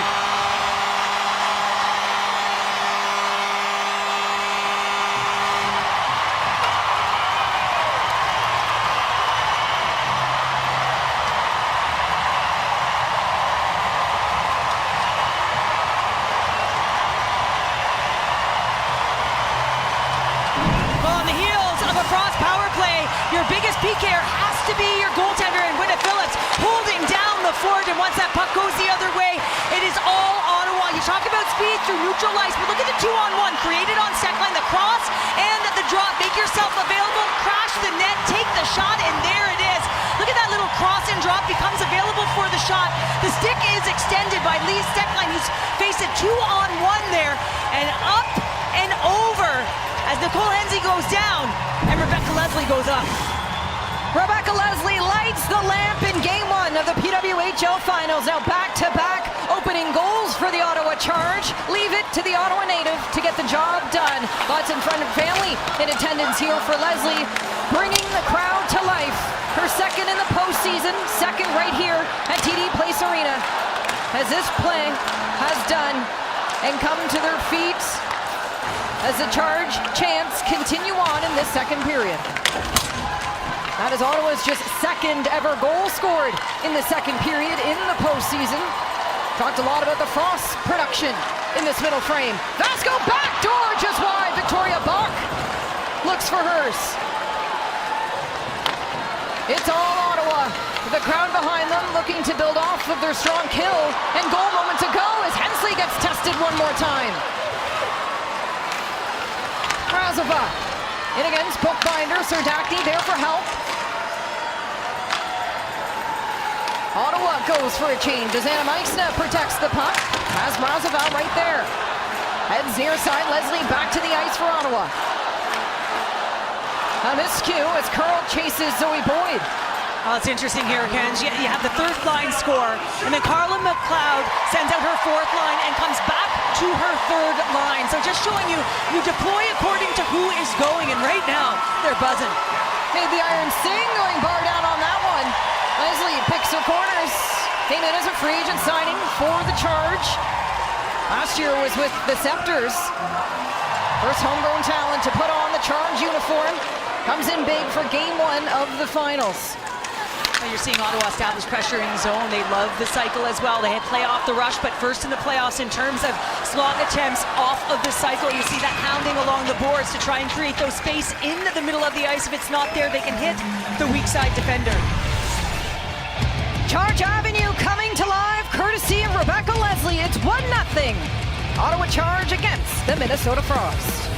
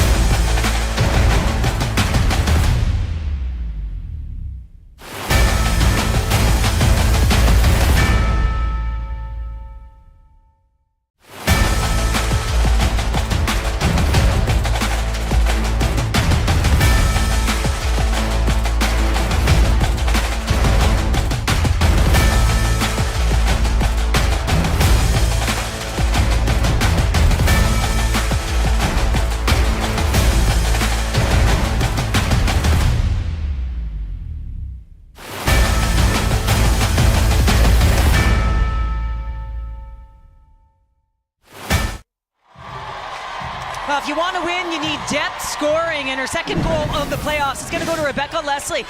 And you can see Vanisheva come in, create the 2-on-1 right there, and she takes the shot. Lee Steckline is backing up, recognizing that she has the 2 initially, and then how about this? The fourth line comes in off of the rush as well. Backdoor, and it's going to be Victoria Bach who just misses as she's looking to one-touch across the grain. That's deployment. There's a sign out there that said, Carla was right all along to some degree. Said I'd like to coin that for my husband. Cheryl was right. I'll make that sign. As Vanisheva comes in, fresh off the assist of the Leslie goal, her third of the postseason. Savalainen from the blue line, a loose puck in front, cleared away by Panic. So Leslie making this a 1-0 game. Vanisheva and Laurent picking up the assists. Laurent second as an Ottawa Charge, third in her career in the postseason. That neutral zone quick up, right? And it's so critical to have that move, that puck movement right away. Panic end to end. McQuigg there for help to the backhand. McQuigg can't get the shot off. Kelly Panic keeps it in. Jakes, a lane, she'll take it. A stick save by Phillips.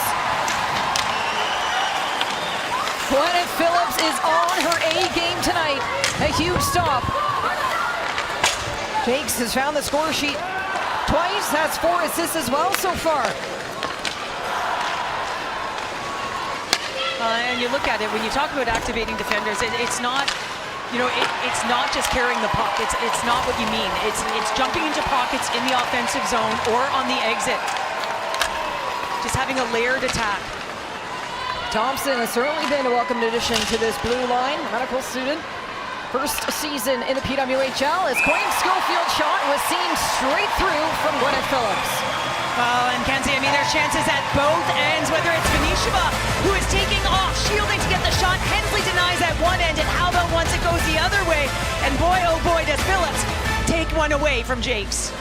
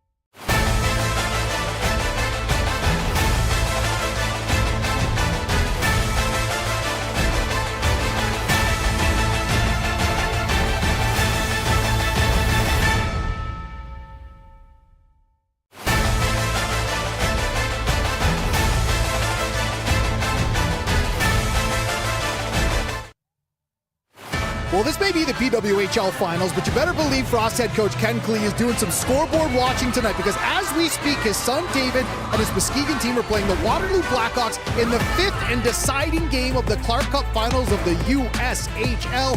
And a quick score update, the Lumberjacks are up 2-1 in the second. So both Klees in 1-goal games right now in the finals. One is winning, one is losing. Kenzie, Cheryl? What are the chances?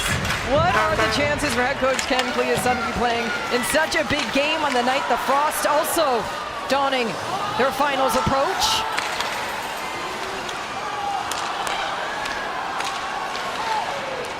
Cabot to center for Minnesota, finds Coyne Schofield. Another rush chance for Minnesota, and that pass just wide as Heisey takes down Ashton Bell on the recovery. Lee Steckline, 3 goals, 3 assists so far. Finds Thompson as that heads deep into Ottawa zone. Heisey, her shot blocked by Ashton Bell.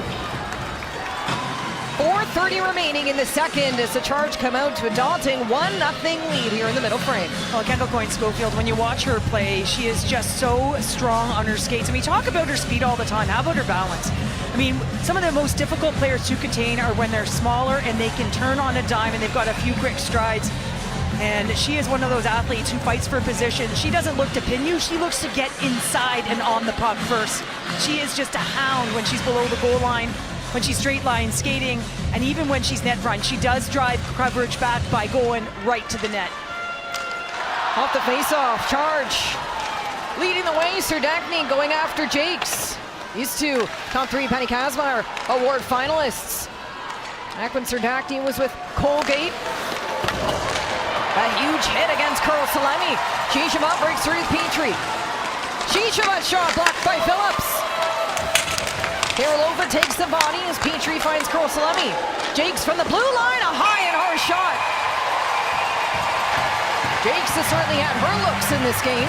Well, it's on and off Jake's stick, and it was a nice job to recover by Vasco to get up high. That's the fourth line. It's led by Serdachny in the offensive zone, but tracking back, you can see the pull-up right here. That little bit of a pause, a really nice play. And each time that you're able to pull up, you cause the coverage to go back, and Shishima did a nice job of that. You can see the roll trying to get to the puck in around Phillips as Jakes elects to just throw it to the net because Shishima is there. See that little roll-off? If there is any rebound, she's looking to put it in the net. It was probably Noble that was more heartbreaking, though, in Game 4 of the PWHL Finals last year when Jake Scotchy scored the Walter Cup clinching goal. It was called back. Helmets were thrown, sticks were on the ice, jerseys and helmets put back on. Boston went to work. Just a minute later, it was Mueller that scored in overtime and forced that Game 5 in the end. Minnesota got it done. They shut out Boston in that final Game 5 game. You know what I'll never forget about that one was Mueller just beelining it and saying, "Let's get on the plane, folks. Start the car." An epic celebration from Alina Mueller last year in the finals. Canadian Tire is proud to be a founding partner of the Professional Women's Hockey League. What a beauty! Together, we're building a stronger future for women's hockey on and off the ice.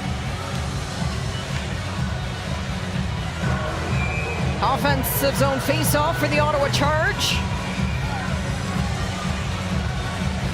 Arcangelo taking the draw for Ottawa. One back for the Charge. Boyd off the face-off for shot blocked by McQuigg. 2 threes going at it. Boyd. 6 hits in Game 3. Talked about that, the most of her career. Not afraid to throw her weight around and shoot more as the season's gone on. She has certainly earned her minutes for this Charge team. Of course, no Jinsey Rose for Ottawa. Big loss for this group on the blue line. And Emirates Mashmeyer remains sidelined as well. And I like that Boyd didn't bring that puck back. She just kind of reversed it, banked it off the wall. Little shoulder check, recognized she had her forwards back. Didn't bring that puck all the way back below her goal line. I like that because of the heavy forecheck of the Frost. Now the Charge leading the way with their forecheck. Jenner shot missing out wide. Zumwinkle squeezed off the puck. Ottawa coming in on the back check.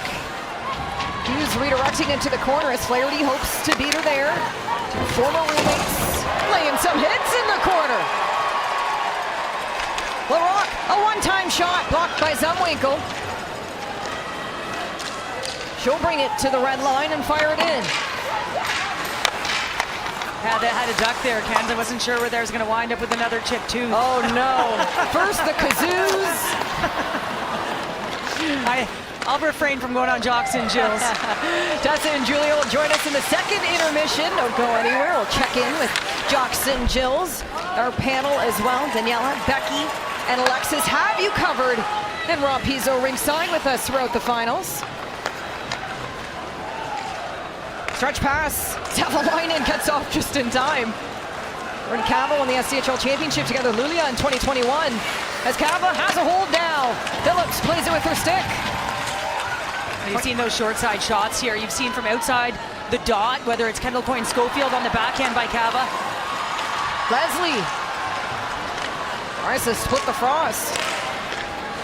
Thompson firing it far side. Taylor jumps up in the play, tripped up, penalty on the way. Ottawa's going to go back to the power play.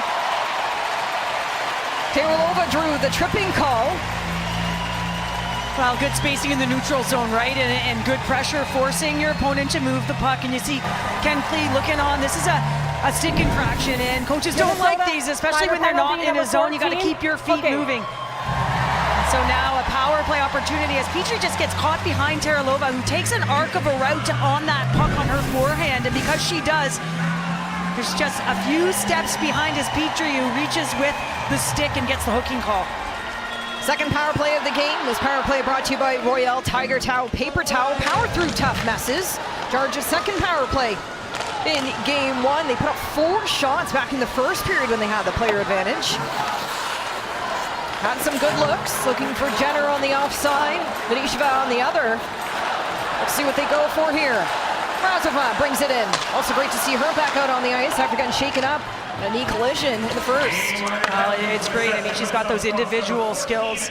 Her and Venisheva, just to be able to create a little bit of room, like to pass that puck, thread the needle, but the shooters are certainly Jenner and Venisheva. Offside the call. Faceoff will come outside Minnesota zone.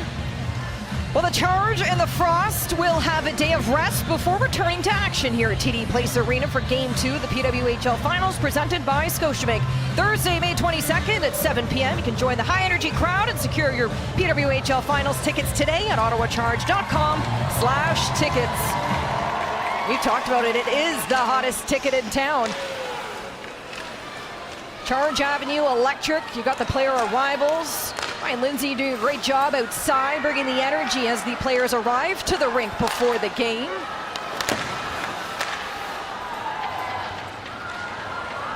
Bell heads back for it. Ottawa on the power play. Under 40 seconds remaining in this period. They'll open up the third with a few seconds remaining on their power play. That's just a great stick-by-stick line. You have to have real nice spacing and know exactly where you are on the ice to be able to close that quickly to disrupt that entry. She's one of the best in the game at it, just from her one-on-one play, but I always challenge young athletes who are watching to watch her stick.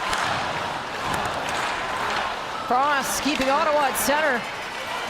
Barak hoping to bring this puck in. Close out this second period as McMahon fires it in. Hughes, one more look.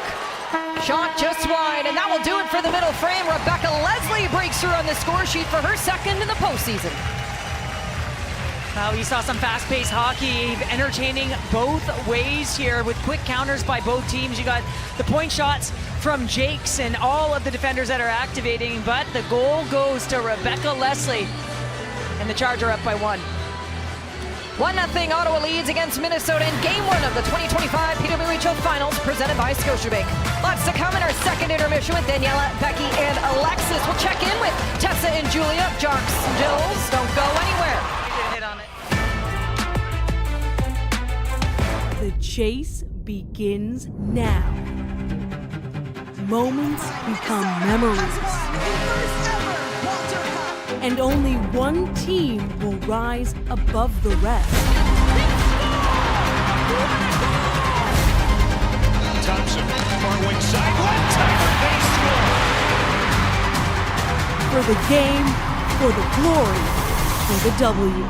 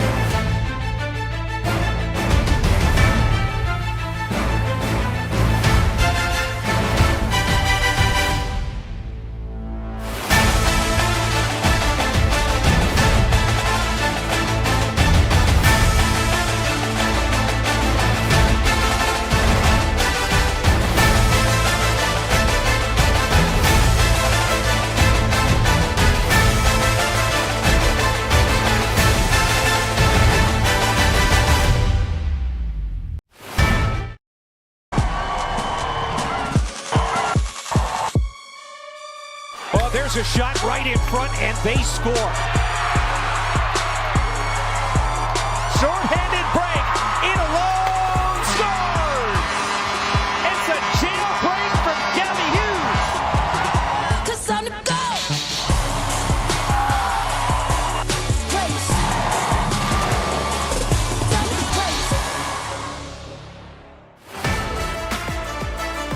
Welcome back to TD Place as the hometown Charge team have a 1-0 lead through 40 minutes of play in Game 1 of the PWHL Finals, thanks to Rebecca Leslie. Rebecca, I always say this crowd has different levels of loud. There's normal loud, there's Charge score loud, and then Ottawa native Rebecca Leslie score loud. How good did it feel to score such a big goal in your hometown? Yeah, it's so special. I pinch myself every day.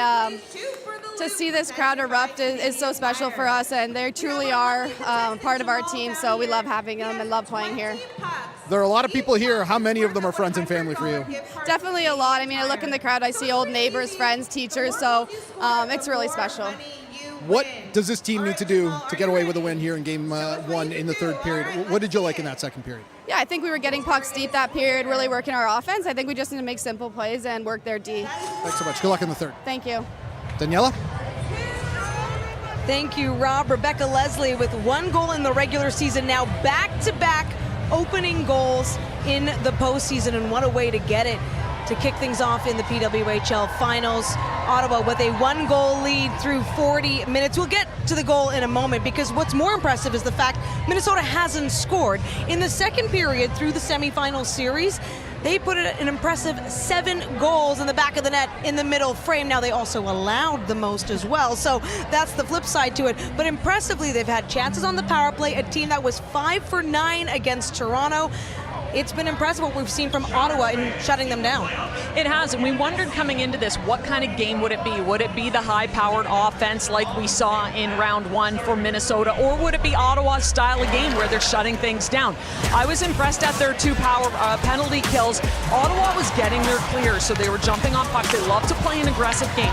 When Minnesota did get their setup, though, they did a very good job of getting out into shot lane, getting their bodies in front of pucks. We saw Alexa Vasco with 2 huge blocks in the one sequence, and then of course Cheryl Pounder had said it, but who has to be your best penalty killer but your goaltender? Gwyneth Phillips has been excellent in this game, like she has been all playoffs for this team. She's made some huge saves, and especially she's made those on the penalty kill. And there's Alexa Vasco. You know there's going to be some ice bags after this game, but that's exactly what you have to do. Vasco doing it all out there. Impressive to see. You mentioned Phillips. A reminder that it was in a game against Minnesota in the regular season that Mashmeyer was injured and Phillips had to take over. She played in the final 8 minutes of what was a win on home ice here, and since then has been tremendous for the Charge. So let's get to the goal. It was quite a moment. The goal itself, but really, Alexis, everything that built up to it. Yeah, it was the lead up to the goal that really impressed me. And I always say, if you're only going to have one be good, have it be your penalty kill, because a strong penalty kill can really move the momentum forward in your favor. They got a lot of blocks. You just saw what they did on the penalty kill in both the first and second period. Then at the end of this penalty kill, what do? They exit the zone. They quickly move the puck up the ice. Their eyes are always forward. Let's get this shot in on net. Hensley's a little deep at her net. Doesn't see that one coming in, and able to put a top shelf is Rebecca Leslie. And Leslie gives the Ottawa Charge that 1-0 lead. We've been waiting for the first goal. Another look at it here, top shelf. It electrified the crowd, who was already feeling the momentum of a really strong penalty kill. Then they get rewarded with the goal as well. Well, and I think it's the depth. It's the depth scoring, and we've seen the depth of both of those teams, and that was on display again. I love that goal because the block shots have been huge in this game. But when Rebecca Leslie pulls that puck in and she's able to get it through, she gets it through Steckline's legs. That's just a fantastic shot, because you know that she's trying to get in the way. But the depth of this team is on display right now, and it's going to have to be big through this series. Former Toronto Scepter, helped out by her former Scepter teammate, now with the Charge, Jocelyn Larocque, and Teresa Vinisheva getting in on the helpers as well for the first goal. When we return, Jocks and Jills and what's ahead as they go live for the post game after this one.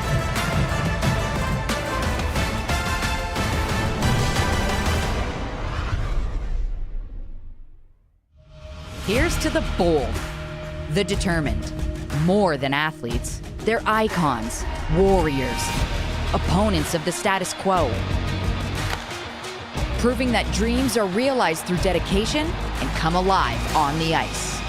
This is a call to empower, to unite, and to celebrate the bold in all their glory. It's time to own the ice. Are you ready?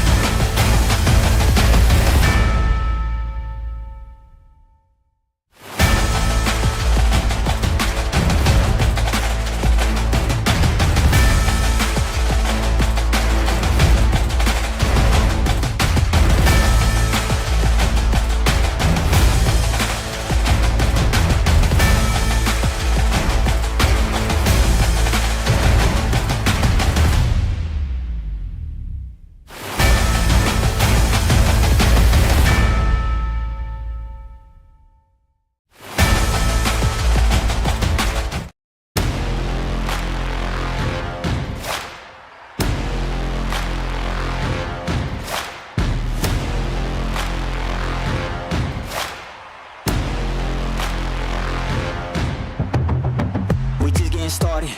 Finger on trigger with aim on a target. I'm shooting my shot, yeah. It's right on the money, no discount, no bargain. Hearing them calling.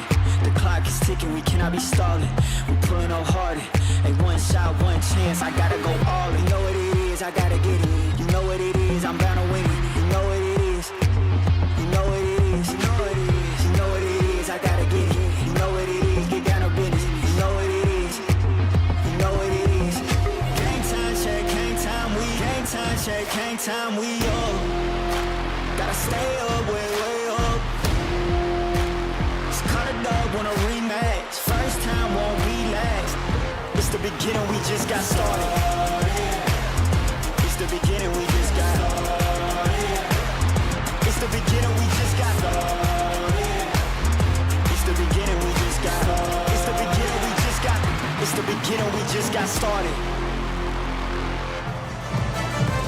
Well, the hype is real inside TD Place Arena, where the Ottawa Charger up 1 on the Minnesota Frost in Game 1 through 40 minutes. Some big news in the hockey world, though, that we need to get to, as decorated U.S. Olympian and world champion Hilary Knight announced today that the upcoming 2026 Winter Games in Milano Cortina will be her last. I mean, she has been the face of U.S. hockey for nearly 20 years, of course, captain of the Boston Fleet, and she said today, it's time. I have grown up in this program. It has given me so much. I'm at peace. She says, I just have this feeling that it's time, and I'm grateful. Hopefully I can stay healthy and everything, and I can go out when I'd like to be done. Yeah, this is one of the hardest parts about being a sports fan, is watching the greats decide to hang it up, whether that be at the international stage or with your favorite team. It's tough to see players decide to step away from tournaments like this or from the game altogether. And Hilary Knight, such an incredible season with the Boston Fleet this year. You look at what she's done overall. I mean, she's one of the faces when you think about who helped get the PWHL here. As far as the players on the ice, she's one of those names that have been around and been through it all and has now gotten to enjoy it at this stage. So good luck to her in that upcoming Olympic season, and hopefully we see a little bit more of her down the road. Well, I'll tell you what, Alexis, I can't believe we're here because in 2010, when I was an old player, she was a young player. So it's hard for me to look at her and believe that she could possibly be at the end of her career, but what a career it has been. And you look at some of the women's hockey players throughout the course of time, and I mean, if you're on the U.S. side of the border, she is the GOAT. I think some Canadians would argue that it's Marie-Philippe Poulin. But either way, you have had the opportunity to witness greatness through her Olympic career. What a spectacular player. You get one more Olympics to enjoy her play, and of course with the Boston Fleet as well, where she has just had an outstanding season. Olympian, world champion, how about professional champion as well? Two-time NCAA. She has done it all. Hilary Knight announcing that next year's Olympics will be her last. She was also earlier in the season on Jocks and Jills, where she talked about her difficult inaugural season, actually battling through an injury last year. This year, though, tied for the points leader with 29 points. She had an incredible season, just missed the postseason. Today, as always, Jocks and Jills will be live post-game with Tessa and Julia. What's going on, guys? We're Julia and Tessa from Jocks and Jills, the official podcast of the PWHL, and here we are at the PWHL Finals. Tessa, Minnesota and Ottawa. How are we feeling about this matchup? Well, what I will say, Julia, is that these two teams are the two teams that deserve to be here. They've both played proper playoff hockey. We've got a well-seasoned Frost team making their second straight appearance in the Walter Cup final, looking to defend their title. And with players like last year's playoff MVP, Taylor Heisey, and Sophie Jakes on an absolute tear, recording 3 straight multi-point games, and their goaltending as calm and as poised as ever, it's kind of tough to doubt this group. But then you look at the other end with a motivated Ottawa Charge team who punched their ticket to the playoffs for the very first time. Then they go on and take down the #1 seed in 4 games, only to become the first Canadian team to compete for a Walter Cup in the final. I mean, they've done this by committee, with Gwyneth Phillips leading the charge. She stopped 88 of 90 shots thrown her way in the semifinals and has not flinched one bit. I mentioned calm and poised goaltending with the Frost. Well, it kind of seems like Phillips wrote this book. The depth on Ottawa has nothing to do with skill and hockey IQ, and everything to do with how this team has bought into their roles. They all know their assignment, and they executed it to perfection in the semis. They're going to need to continue to that to be successful against this Frost team. I am pumped to watch these two teams continue to duke it out for the Walter Cup. 100%, and you and I will be breaking it down post-game on the PWHL's YouTube page. Remember, guys, we will be live breaking down every PWHL Finals game until the Walter Cup is handed out. You can scan the QR code on your screen right now or join us on the PWHL's YouTube page when the buzzer goes. My Team, My Sign, presented by Canadian Tire, proud founding partner of the PWHL. As always, incredible creativity. Carla was right about everything, says that fan. Of course, plenty of allusions to melting the frost in Ottawa. Fort Phillips as well. They love their netminder in the nation's capital. Minnesota, meanwhile, regrouping, looking to tie this game and then take it in the third, right now trailing 1-0 as we head into the final frame of regulation.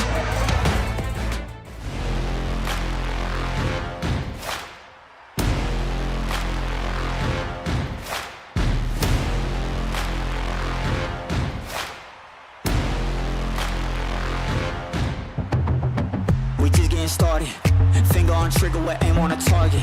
I'm shooting my shot, yeah. It's right on the money, no discount, no bargain. Hearing them calling, the clock is ticking, we cannot be stalling. We pulling up harder. Hey, one shot, one chance, I gotta go all in. You know what it is, I gotta get it. You know what it is, I'm bound to win it. You know what it is. You know what it is. You know what it is. You know what it is, I gotta get it. You know what it is, get down to business. You know what it is. You know what it is. Game time, check, game time, game time, we up. Gotta stay up, way up.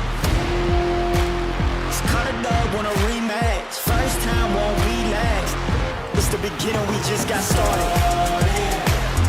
It's the beginning, we just got started. It's the beginning, we just got started. It's the beginning, we just got started. It's the beginning, we just got. It's the beginning, we just got started.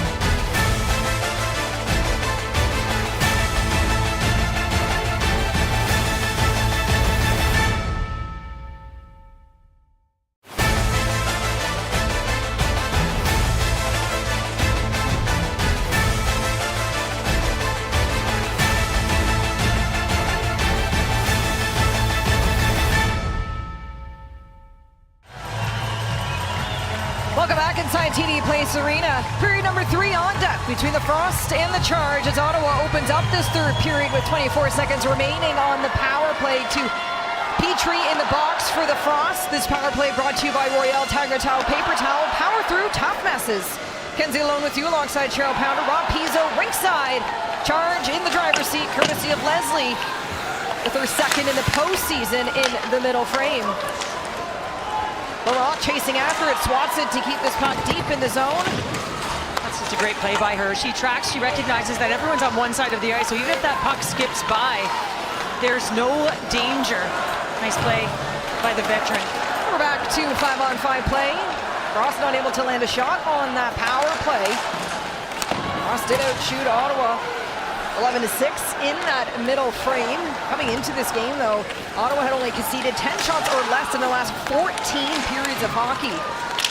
Able to keep Montreal under control and teams in the regular season towards the end. As the Frost look to bounce back with a big third period, something they haven't done yet this season. You see there's a controlled breakout there, but you come out too soon, and now all of a sudden you bump it up the ice, and the player who wants to bump the puck has no one to bump it to. It winds up in the hands of Ottawa. Savalainen trying for a great shot in the slot. Not afraid to jump in on this rush for Ottawa's Coyne Schofield. Uses her speed to flip this back into the other end as Phillips leaves it. Having another dominant game here and stopped 103 of her last 105 shots she has seen. I think since that quadruple overtime Dubois goal, it's been lights out for Phillips. Petrie in the corner now for the Frost, gets pushed off the puck. Markowski playing the body, the two former teammates. Matt Clarkson, loose glove on the ice as Jenner tries to finish her check against Petrie. Markowski takes the bodies, the two work it down low for Ottawa. You can see Claire Thompson shrinking the zone there, coming right down in support. She's being backed up by Curl Salemi. This whole play starts because Petrie comes hard back through the middle of the ice. She reloads and manages to turn the puck over. Minnesota has only trailed once before in the postseason against Toronto. This year, they're trailing 3-1 in game 1.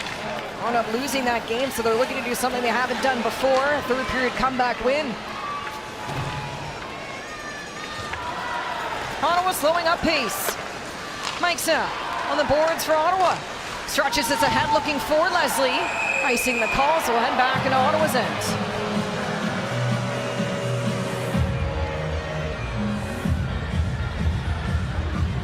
Shots tied apiece, 15-15. As we come into this third period.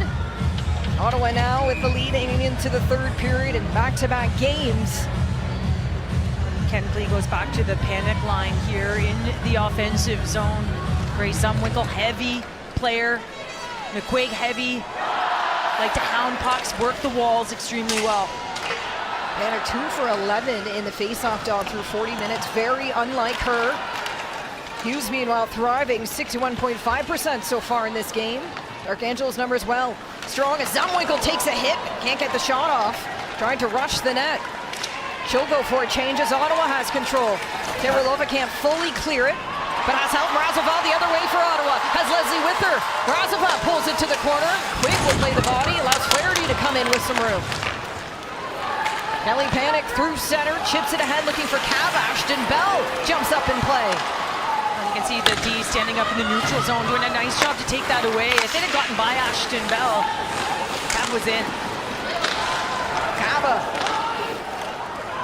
That's the touch, icing waved off. Savalainen running out of room. Finds Boyd on the far side. Stoppage of play, a high stick on the play, so the faceoff will be to the right of Phillips. Well, Grace Zumwinkle, we were talking about the heaviness of that line, and she's looking to get a goal here in the playoffs. The turn back below the goal line, and this is signature of Grace Zumwinkle. She's on the forehand on the cutback, and she takes it directly to the net. Raz is able to get control of it and go the other way, but of course, Phillips had to beat her to the post and make sure she was square to the shot there. That's quintessential. Grace Zumwinkle, power move to the net. Face off in Ottawa zone. Coyne Schofield to the blue line. Chased. Ottawa breaks free. On the far end, it's McMahon. Has Clark with her. Clark takes a look. Her shot save made by Hensley. Ottawa making something out of nothing on that defensive zone face-off. A great rush chance for the Charge. Jenks looking to respond.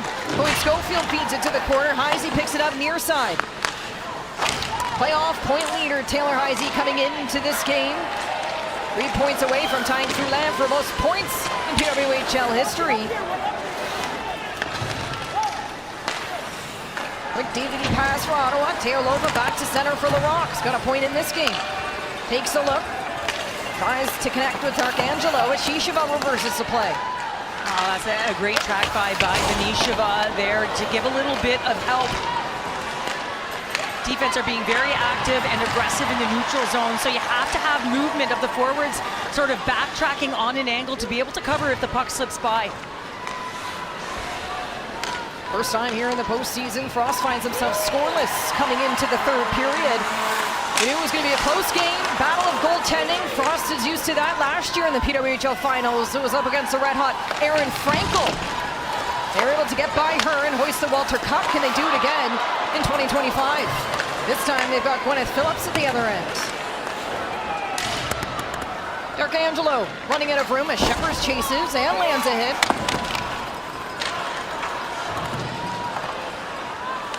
Jael Watkins moving it ahead. Forces last year all coming in the final 5 games in the finals. Looks for a passing option.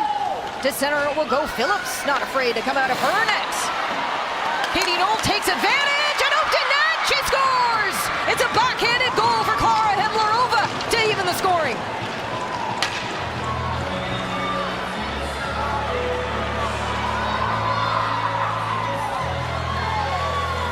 Well, Himlerova is going to be the benefactor here, but 2 opportunities or 2 miscues behind the net, and the original one's going to come.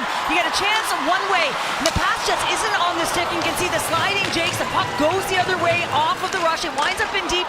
Miscommunication and playing the puck there between Phillips and Savalainen, and the puck comes in yet again.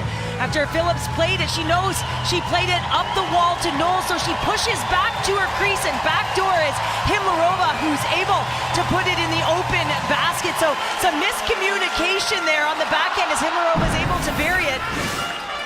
Just a bit of a misplay in terms of recognizing where her players were on the ice. So this game's all tied at 1.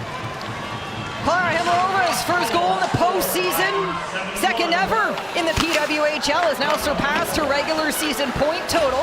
Had just a goal and an assist to her regular season play. Points in back-to-back games for Himlerova, and we are all tied up at 1. Katie Knoll picking up the assist on that goal for her second assist in the postseason.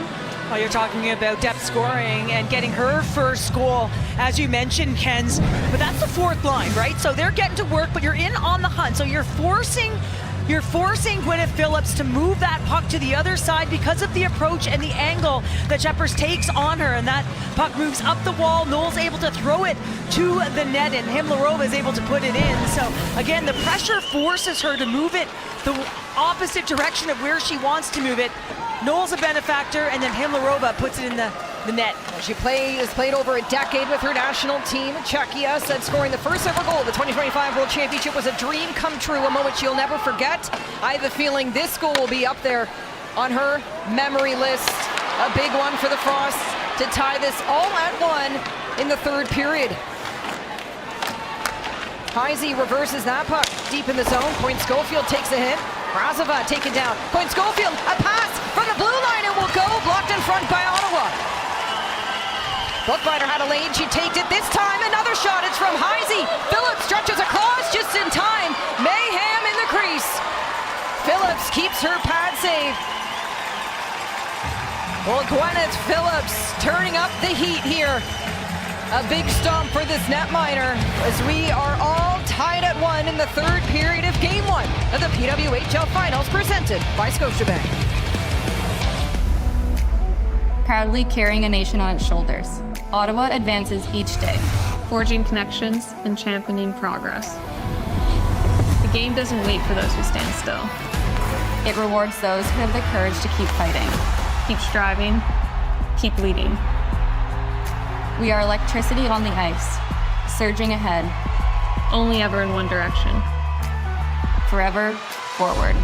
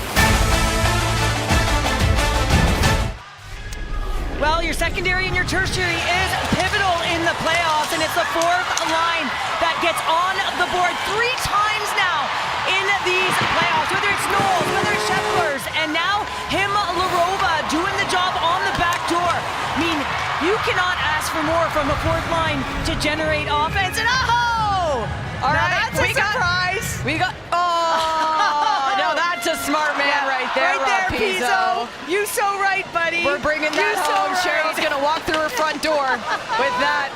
I'm gonna walk. You are damn right. I am gonna walk through the front door. I'm gonna walk up to my kids' bedrooms. I'm gonna show it to my husband. Kava with the toe drag. Well, we've got ourselves a third period all tied at 1. This is the 4th time the Frosts have been able to tie a game in the postseason this year, as they look to earn their first ever Game 1 win in the postseason. Markowski chips it into the zone. Jenks, shoulder check. DDD pass finds Channel Watkins. Running out of time, finds center though with Petrie. Has Corsalemi there for help. 3 Frost players starting this attack. Tries for a reverse pass from Corsalemi, but Ottawa picks it up. Darkangelo leading the charge to Venisheva. On the backhand, on net it will go as Hensley makes the save.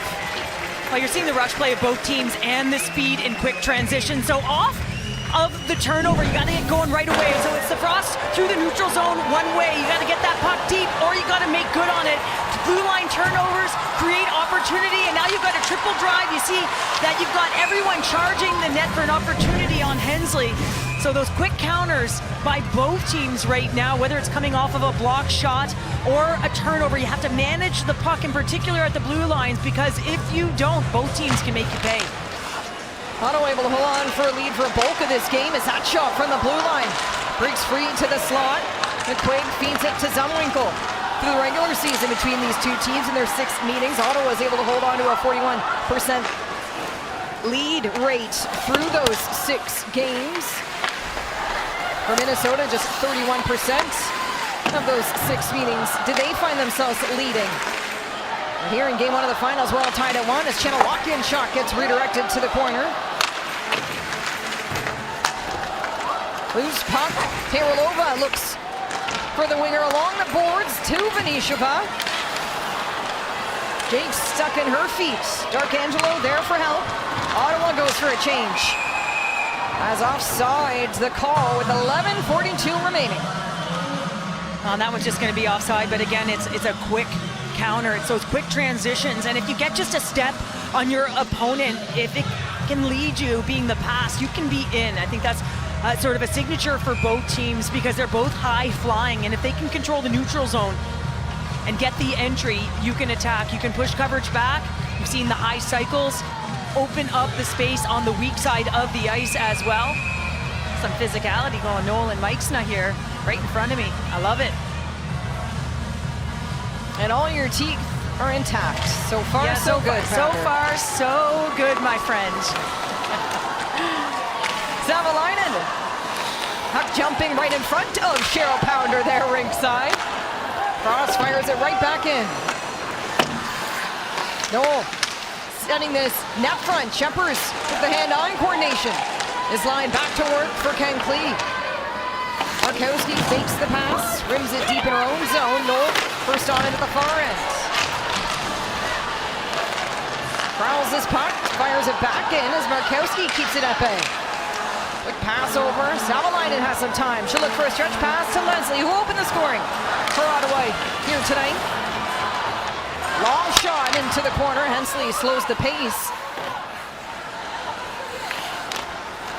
Minnesota, another team that peaked at the right time. Clark trying to take advantage of some time in the offensive zone, but you come back to center.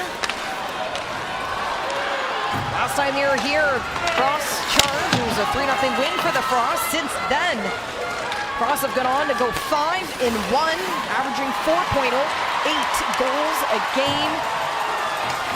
They're heating up the charge as well. Broken stick on the play by LaRock. And she's got to drop it. She's been in on the rush the entire time. I mean, she presented an option for Clark, who needed a little bit of help, so she jumped through the middle. The puck went in deep. She was F1 on the forecheck. Came to the neutral zone. Puck goes the other way. Guess who's in and on it? Jocelyn LaRock. Continues to lead the charge with time on ice. Shisheva leaves it back for Jakes. Cuts to the middle. Sophie Jakes lets one go. A stick save by Gwyneth Phillips. She's had a few of those here tonight. Game of inches. Corsalemi takes a hit from Hughes. Quick pass to Petrie. Dominic Petrie to the blue line for Thompson. Long shot. Phillips far outside her crease. Chisheva and Boyd. A few extra hellos. Net front. Things heating up in the nation's capital. We're all tied at 1 of Game 1 of the PWHL Finals.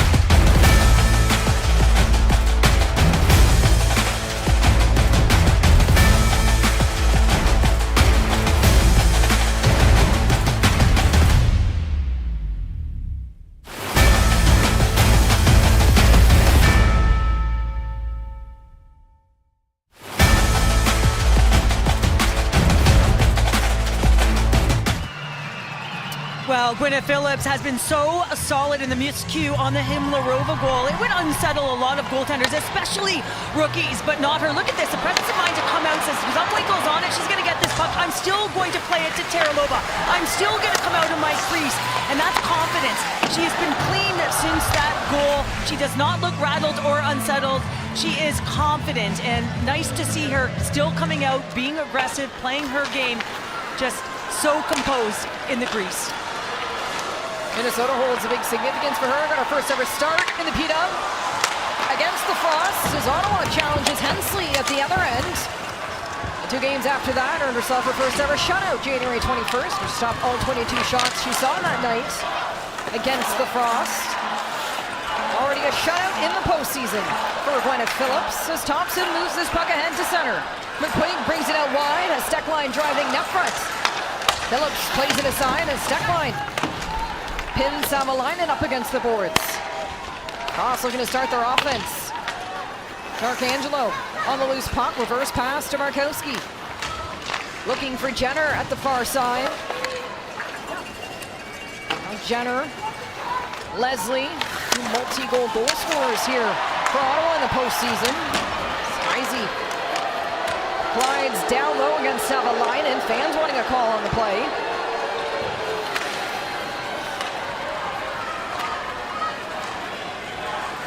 8.5 to go in the third period, all tied at 1. Sophie Jakes takes a look. To center it will go. Quinn Schofield finds Heisey at the far end. 6 career playoff goals for Taylor Heisey, looking for Jakes. Thompson's going to have to retreat to keep this onside. McMahon's right on her tail. Well, and you can see the pressure everyone is inserting themselves right now. But you talk about Taylor Heisey. She's a player that when she's on the outside, she loves to draw to her, right? She's got great edges. She creates the space. She forces you to come to her, so she loves to dish the puck to those open lanes and through the seams. Hensley wants that shot mentality, though. She's showing it more, especially last in the final game on the 14th of May.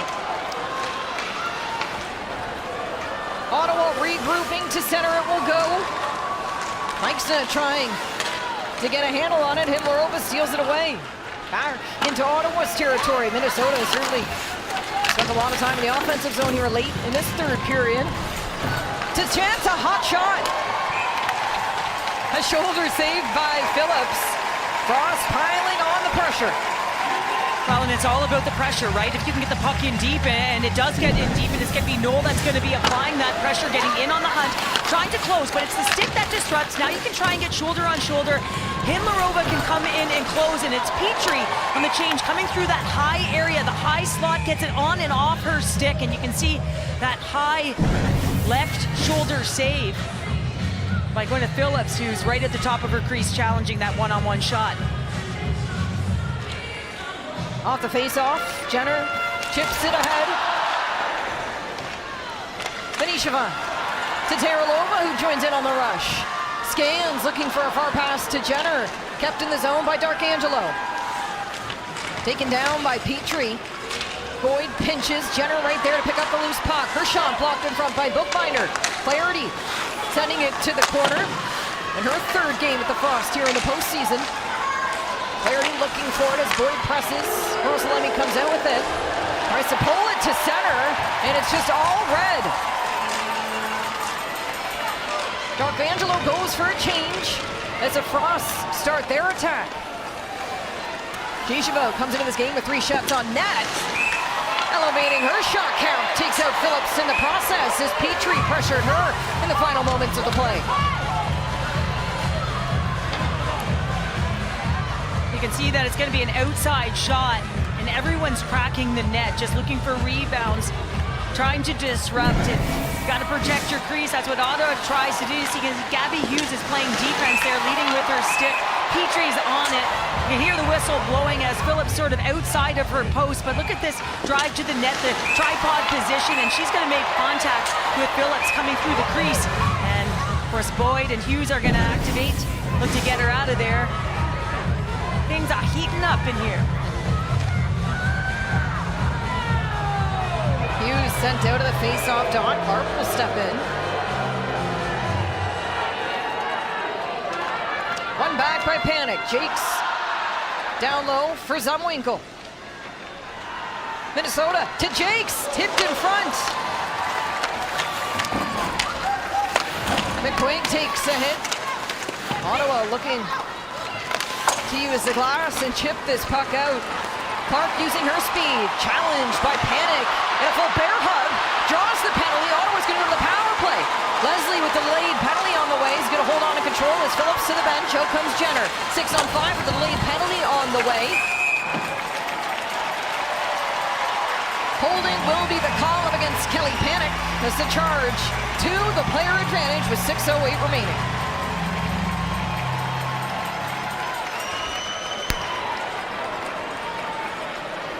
Minnesota number 12, minor penalty holding. Again, if you get your feet moving, you can see Emily Clark, and it is the wraparound. You can see hands off the stick. That's a penalty, and it's in the neutral zone again. So we've seen a few of those neutral zone penalties, something that Ken Klee won't be happy with. You've got a lot of line of defense at that point, so you got to keep your feet moving or give the handoff. A huge moment here for Ottawa. This power play brought to you by Royale Tiger Towel Paper Towel. Power through tough messes. Brianne Jenner, the only player on the charge this season to score power play goals against the Frost. Put up 2. I see her communicating with Leslie also, a face-off alignment, and sort of talking and communicating about the sequence, the set. See the officials talking, could likely be players on ice. Of course, the no escape rule cannot change. You're the Frost. You look at Ottawa's last 9 one-goal games. They have a whopping 8-1 record, and those 8 game-winning goals were all scored in the final frame. Let's break down some of those numbers. Lone loss, the quadruple overtime game against Montreal at Place Bell. And you see Leslie currently out there, not Mrazova. We've seen Mrazova out there. Leslie, the goal scorer in back-to-back games, getting some sniffs on the power play. And why not, right? Go with who's working, who's hot, who's feeling it tonight, and that player is Rebecca Leslie. So face-off will be to the right of Hensley as she's all dialed in the crease. Her 3rd start this postseason. First back-to-back start, of course, last year. Who was rooting that played Game 1 of the PWHL Finals. FC stepped in Game 2 and then rode that horse all the way to hoisting the Walter Cup in Game 5. There's a major penalty on the play to number 37 for Ottawa. The play is under review. So Rebecca Leslie now given a 5-minute major. Of course, that immediately allows for a review, and if needed, the officials can drop that down to a minor, but certainly came out of nowhere there moments ago as the official is now taking a look at the play. So this could very well be a 4-on-4. As Leslie looks up at her fate to see what's in store. Well, and it's going to be a behind-the-play call, and just at the top of the circles right there. And they'll have a look at this and just have a look at what Leslie does with her stick, cross-check to the face, and so they'll have a look at this, and the reason why they do have a look at it, they call it that major so they can review it. And they can diminish it, but they're... Leslie sits in the penalty box now to await her length of penalty. So what looked like was going to be a power play for the Ottawa Charge as Panic went to the box, taking out Hughes at center. Now winds up being likely a 4-on-4 as the major penalty is now under review for Leslie. Well, and you saw the officials come together and they were communicating whether or not they thought that they should have a look at this, and if they weren't sure, the best way to do is to have another glance at it, so they have to officially review it. So the determination whether or not this will be a major, they make contact, a little bit of a swing, and that's that second shove up in the face. Doesn't look to be, you know, the strength or force would be a question for me, but the stick is definitely high and in the mask, so likely be a minor. And in the sightline of the officials, Ryan Alexander Clark, David Elford, your referees here tonight. A little bit behind the play, referees still watching. I mean, those are types of plays you'll see happen in a scrum net front at the end of a whistle, but when it's in open ice like that. Well, and it comes after the fact. You can see originally the stick gets up, I think, because she gets sort of turned around. And she gets turned around, but that stick is still high, and that's when she gives the extra jab. Crowd doesn't like it. We'll see if there's a sign. The officials, you are right. After this. So Brianne Jenner's going to talk to them, see what's going on. Jenner and Quinn Schofield hearing the verdicts now from the official, or linespersons rather, I should say, as the officials still with the iPads reviewing this play. So it's happening there just at your top of your screen. Well, and as she gets turned around, right, the question being, you know, the degree of force to the face. Right. And the extension of those arms, so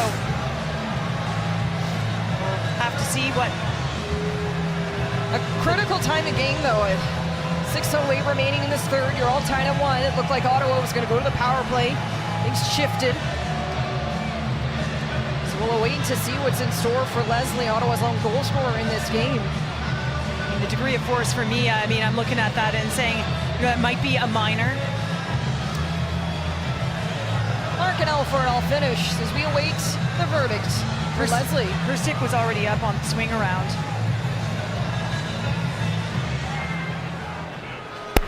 After review, number 37 for Ottawa is assessed a minor penalty for cross-checking. Yeah. So 4-on-4, 2 minor penalties. Panic in the box for Minnesota, Leslie for Ottawa. I mean, with Leslie, I mean, she did get turned around. The stick came up. She did give the extra shove, but the force. So, wasn't right according to that one.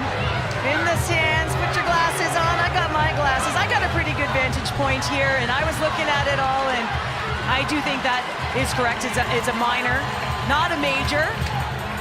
I do agree with that. Everyone's right here, right beside me. You gotta love it down here, guys. Get to hear it all. You got Sir Dackney to your right. It looks like Katie Knoll to your left. Yep. How are the sights and smells down there, Pounder? Well, the smells aren't great, but you know what? I was probably the worst smelling player on the national team, so you'll have to have a conversation with Becky Keller about that. No. But everyone's kind of looking over at the screen, right? Having a look at what I'm seeing in my monitor, and it's pretty cool to see them kind of gandering in and having a little bit of a look-see. But a lot of the time I do have to reach around these guys because I'm not that tall. The Pounder is not that big down here. We will be getting a booster seat for Cheryl Pounder. Come on now, booster seat. We'll get you a nice little ladder. Ladder. Nothing more than a ladder. And a big jacket. A big jacket. Now you're talking, Kens.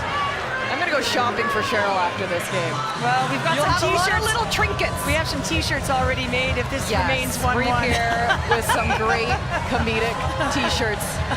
All right, 6:08 remaining. We've got 4-on-4 hockey underway in Ottawa. Jenna Watkins on the ice for Minnesota, who took that play to the face on Leslie's stick. Point Schofield, quick change made with McQuigg. Henkley gets the 4 out there that he would like as Ottawa moves this puck ahead. Jocelyn Larocque leading the way. Well, keep in mind with more space available, Kendall Coyne-Schofield is the type of player you want out there. You want speed. There's more ice available, and if you can get any speed underneath the puck, you're going to create. Jenna Watkins end-to-end. Backhand she'll go. Loses her footing. Ottawa hopes to take advantage, but Stecklein keeps it at bay. Look at Stecklein's minutes over the course of this regular season. Heisey with the backhand shot, looking for the loose puck. Coyne-Schofield on the doorstep. How did that stay out?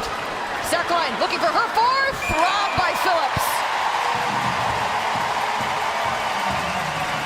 Well, this is just a great play off the rush by Taylor Heisey. Unbelievable awareness to cut across and create a 2-on-1. Unbelievable that she's able to get in there, but Phillips keeps it out of the net. Welcome to the land of 10,000 rinks, where we embrace winter's freeze. And when the puck drops, we come alive. But don't be fooled by the grace of our game. This chill molds champions with an icy resolve. For some, this cold is something to fear. For us, it ignites our passion. We invite you on our ice. Just don't expect a warm reception.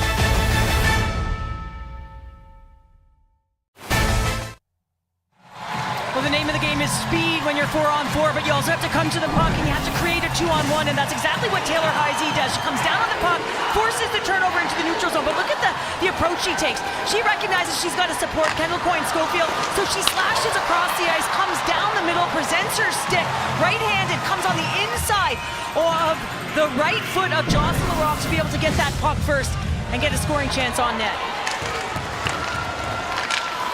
Thompson off the draw, hoping to keep this Minnesota's way. Great cutback by Carol Salemi. Under 50 seconds to go on 4-on-4 play. Panik and Leslie in the box.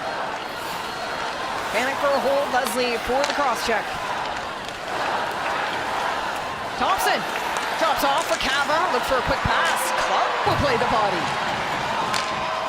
Talked about her elevating her physical play in this postseason, giving a Game 4 leading charge with most hits. Emily Clark has been so assertive, just in the right spots, finding ways to shut down ice on top players, just doing such a nice job. Venishova as well doing some nice work for Ottawa.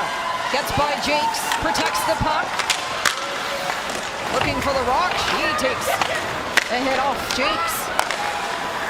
Final seconds, Panik and Leslie to the ice. So we're back to 5-on-5. Leslie's gonna head off, Panik's gonna join in on play. Petrie picks this up at center, has Panik with her. Drops the shoulder, Ashton Bell with an even better stick. Ottawa the other way, led by their captain, Jenner. Ottawa has 3, Venishova. Plane blown down. Let's take a look now at the defensive play of the game brought to you by Intact Insurance, your best defense against the unexpected. Well, I mean, you got to be able to block pucks on a PK, and Vasco does just that. Getting in to the shooting lane, you have to have good timing, and you have to have grit and determination to get in front of that puck, and that's why you get props from your teammates, even when you're laboring, saying, great job to keep that puck away from Gwyneth Phillips. Vasco comes into this game, James 6.3% of the face-off dot, up 3.9 to last year's semifinal series when she played for the Sectors. 2-on-2 battle to the right of Hensley. All tied at 1, under 4 to go in the third. Panic along the boards, tied up by Vasco. Mike's out right there looking for a loose puck. Leslie corrals to the far side, broken stick. Boyd heads back. She'll take a fresh stick from the lane, out instead to change. So out comes Ashton Bell. We've seen a couple of sticks blow up, haven't we? And just off the shot, Boyd does a nice job of getting back to the middle of the ice right away and says, I got to make it and beeline it to the bench. That's when your partner has to come in handy when they take the puck and make sure that they manage it. If you're shorthanded for a second. But it's all on the line here. 1-1 hockey game. We've seen this before, haven't we, Kenzie Lalonde? We sure have, Cheryl Pounder. Not saying it, friend. Nope, we will not. Saying it. Look, Minnesota has scored 2 unanswered goals 8 times in the postseason. They've been able to tie this at 1. It was Himlarova in this third frame. Hughes tied up, able to make the pass to LaRock. Fires it to Ashton Bell. Clark with the move. Heisey reads the play and has control now for Minnesota. Averaging 1.07 points a game, Heisey, in her postseason production. That's help from Cava. A loose stick on the play. It's Michaela Cavas. She'll go for it as Ottawa pinches. Clark working in deep into Minnesota's end. Finds LaRock along the blue line. Zaps it across for Bell. Point Schofield chases her as it heads to the corner. Go charge, go chance beginning late in this frame.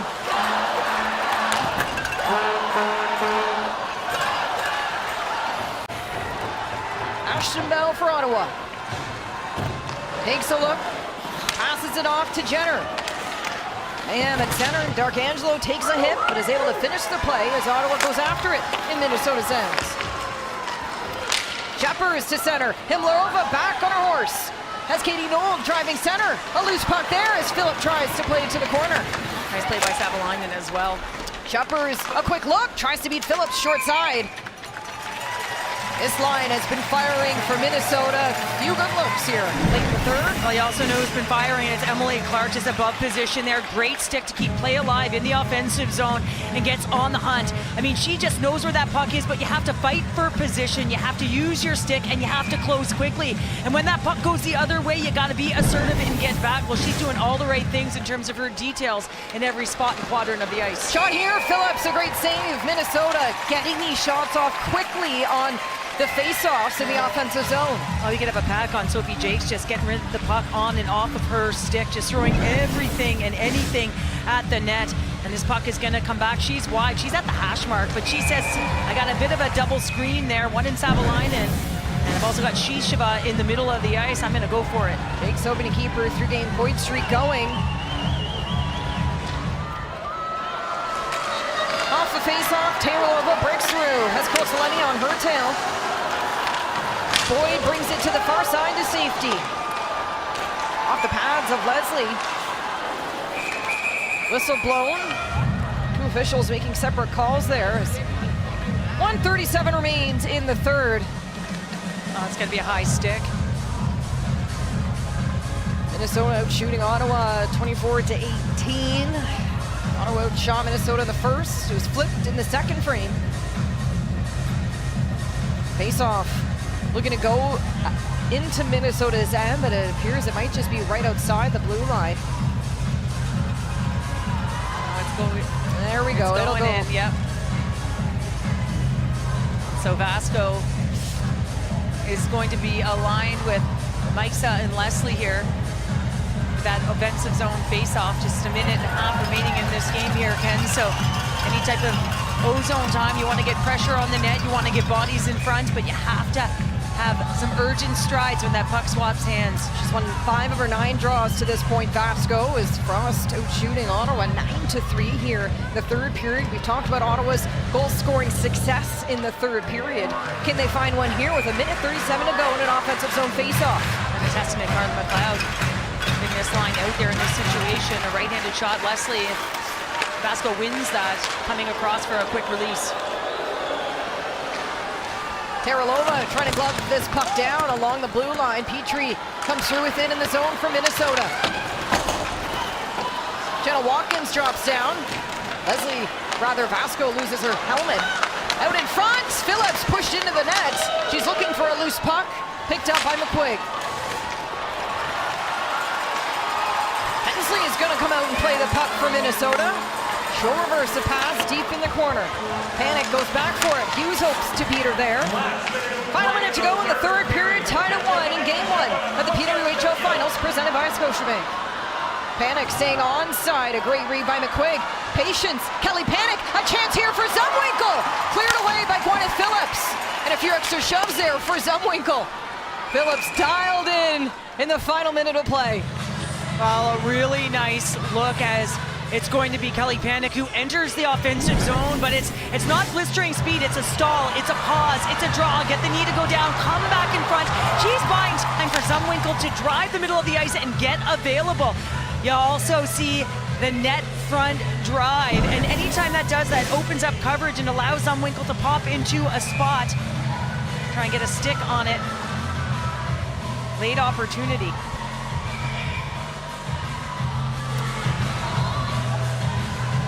41.4 seconds remaining. Minnesota wins the draw, points Schofield to the blue line. Thompson saps it to Steckline, but it rolls outside the zone, so Minnesota has to retreat. Point Schofield first in for Minnesota. Bell taking her time. Finds D'Arcangelo at the far end. A centering pass. Heisey reads it. Jenner, a bank pass to herself, gets the red line and sends it in. Under 20 seconds to go, Thompson in the zone for Minnesota. Venisheva, head-up play, looking net front. Ottawa, a push here. Can they find a way? LaRocque from the blue line off the backboards. D'Arcangelo, a bank pass. Hensley's going to hold her post as it's just mayhem in front as Thompson starts swinging.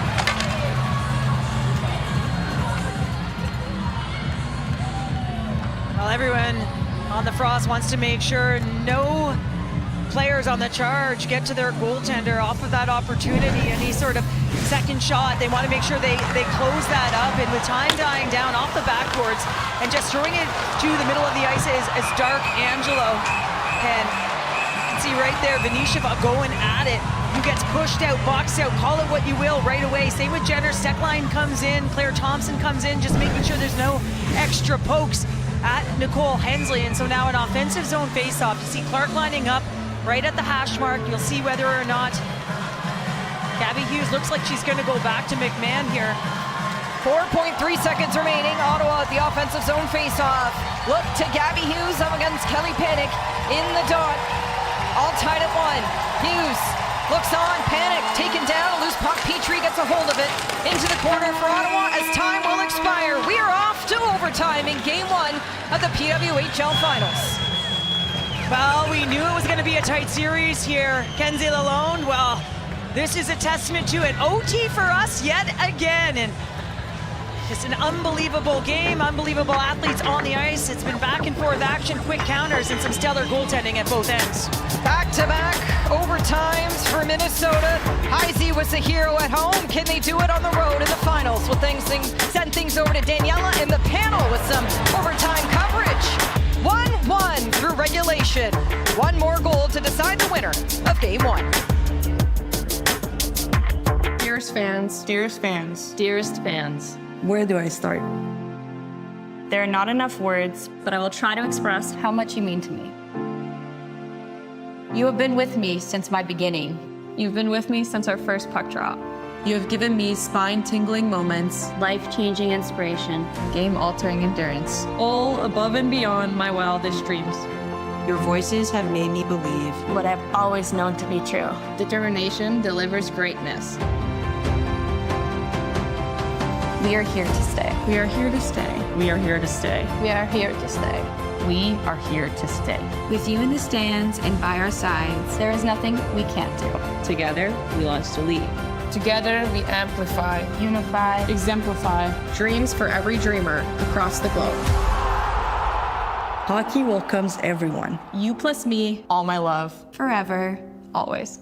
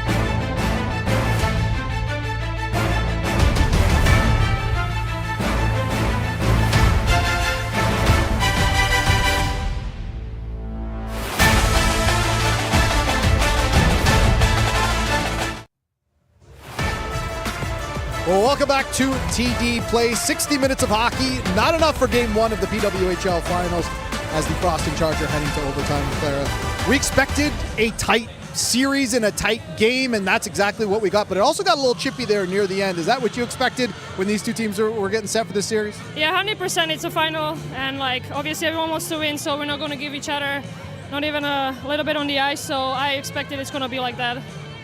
Let's talk a little bit about overtime. The team you're facing certainly had a lot of experience in it. Your team not as much, but did have a big game against Toronto. What's going to be the plan coming out for overtime? We're going to play the same like we did. Doesn't matter if we're going to play 2 overtimes, 5. Doesn't matter. We just need to play our game, and that's what we're going to do. Thanks so much. Good luck in OT. Thank you. Daniela? Thank you, Rob. Clara Himlerova scoring her first career goal in the final game of the regular season for Minnesota. In fact, the Frost's final regular season goal, and then gets this massive one in the finals to tie the game. So a good goal for Himlerova, of course, playing against many of her Czech national teammates. Now, we saw Rob had a sign. Cheryl was right. There was another sign as well in the crowd saying, an Ottawa fan saying, our potholes have more depth. Well, Minnesota's going to test you. Their fourth line has been outstanding, and we just saw that again tonight. Yeah, absolutely. The fourth line has been really good in this postseason so far, and they got a big goal here today. It came off of a Gwen Phillips bobble kind of alongside the net there, and Minnesota capitalized on it. Those are the kind of mistakes in a close game like this that can't afford to be made, and you see what Minnesota has done throughout the entire postseason, going back to what they did against Toronto. That's a big reason Minnesota was able to get so many goals in that series, was because they were getting goals from everybody. They had 13 different players get a goal in that series against Toronto, and you're seeing the fourth line again today. We saw this last year as well, and it was a key to them winning the Walter Cup, that they had depth in scoring, and you saw Ken Klee play his bench, and it was huge. You get into this now, you're looking at overtime, players start to fatigue, and he can really rely on all 4 lines on this team to have an impact on the game. And I mean, that was just a smart heads-up goal. Katie Knoll recognized that the goaltender is out of the crease. She fires the puck to the front of the net. Himlerova puts it away. If you're just joining us, game tied at 1 heading into the first overtime. This is just the break in between. And both teams did face some overtime pressure, of course, in their semifinals. Ottawa going to a historic 4 overtimes, while Minnesota was able to put it to bed within 1. They're a team driven, looking to win their first game 1 of a playoff series right here on the road. That's how they've started all their series so far. When we return, more from Ottawa in this tie game.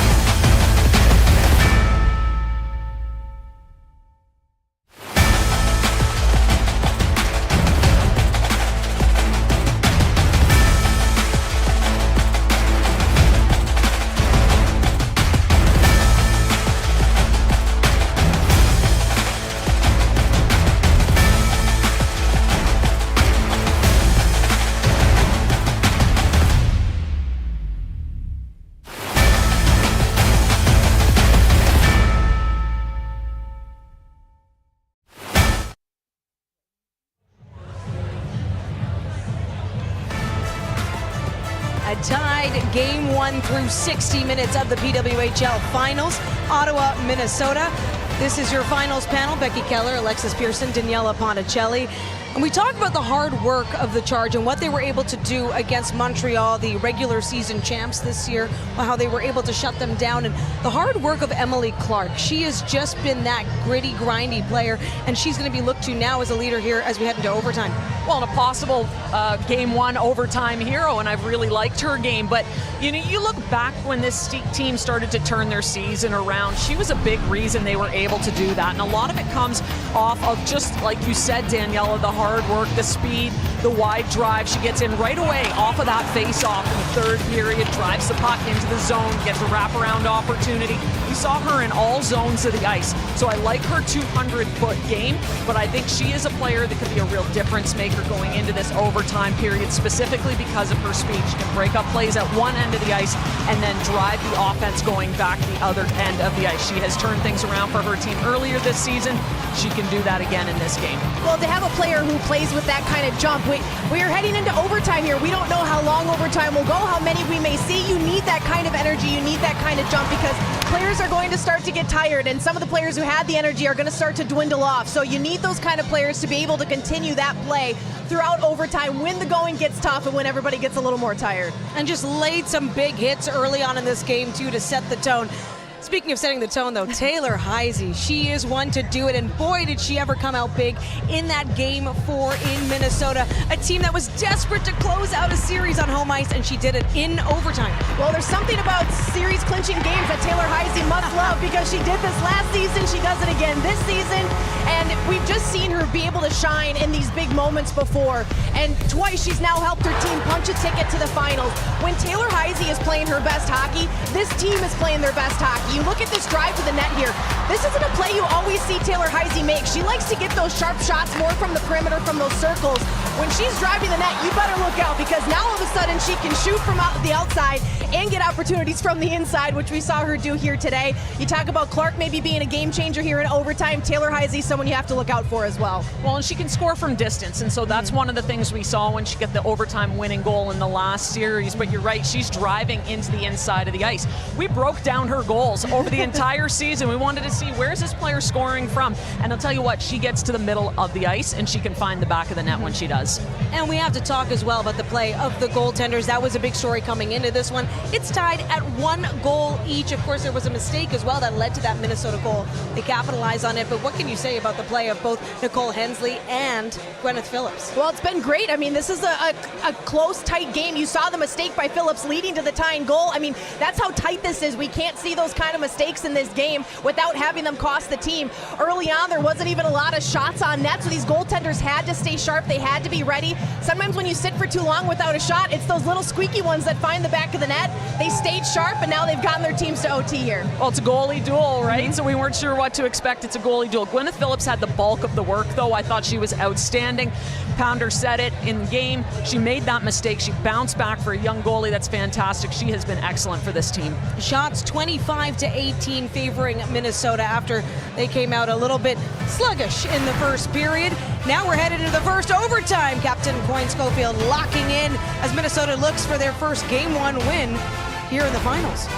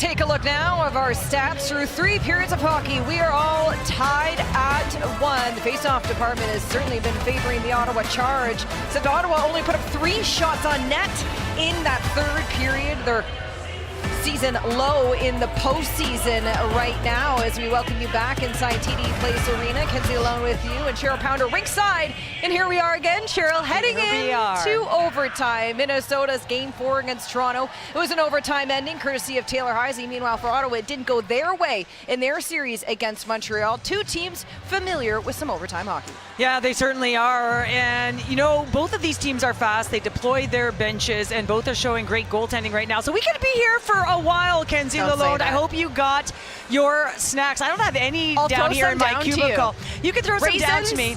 Please do. Please do. Chocolate covered just for Claire Hanna. Oh, wow. Particular, are we?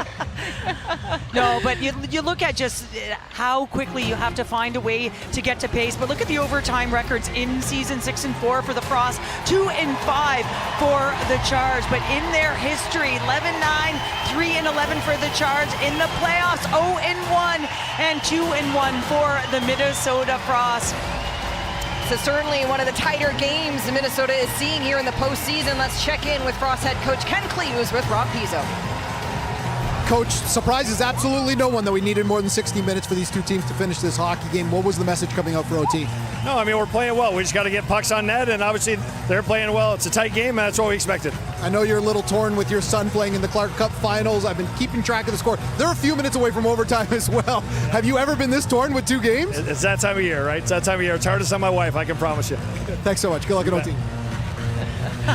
A tight game expected. This is the closest for the Frost yet, and the first time the Charge and the Frost are heading to overtime this season. Well, and both teams, I mean, this is what it's all about, right? You're playing in the PWHL finals. We knew it was going to be contested. We know both of these teams have belief in their rooms, fighting their way into the playoffs, coming down to the Super Saturday, shall we call it. And they've just grown and gotten better and weathered the storm, fought through adversity to get to this moment. This is going to be a battle, Kens. It was Mrazova, the overtime hero, to clinch their playoff ticket against Toronto. Meanwhile, Heisey coming off the Game 4 overtime thriller to head to the PWHL finals. Next goal wins off the faceoff. Ottawa will win it back. Loose puck, Zumwinkle feeds it to the corner, but offside will be the call. Well, and faceoffs are huge, and looking to get shots on net, especially if when they're in the offensive zone, looking to take pucks to the net right away. Last year in the PWHL finals, 1 game went to overtime. Well, it ended up being double overtime. Game 4. Boston, courtesy of Alina Mueller, pushing for a Game 5. Jake Stocci ended it all. Called back. So in thrilling fashion, of course, PWHL finals, you never know what's in store. Clark, a chance here for Ottawa. Looking on, Clark drops it back. Hughes was there for help. McMahon working along the boards, finds Bell. Walks the line, the 2 former Bulldogs working it in. Minnesota zone. Panic up high, kept in by Bell. She'll walk the line. LaRock shifts over as Bell brings it in deep. She'll cut up in front. Panic trying to clear Darkangelo lane. She'll take it. It's just a high shot for Cheyenne Darkangelo. McMahon to LaRock, snaps it to the skates of Panic. Venishva strong on the back check. And you saw how quickly Ashton Bell manipulated the blue line and switched spots with Jocelyn LaRock. Ottawa just 2 overtime wins in the regular season. Minnesota 5. Of course, the Frost finished the regular season with most goals 4. Most goals in the postseason as well. They put up 18, but they are held to just 1 in the finals. So that puck's going to come all the way back down, and you mentioned Taylor Heisey being the overtime winner to clinch the series against Toronto on May 14th.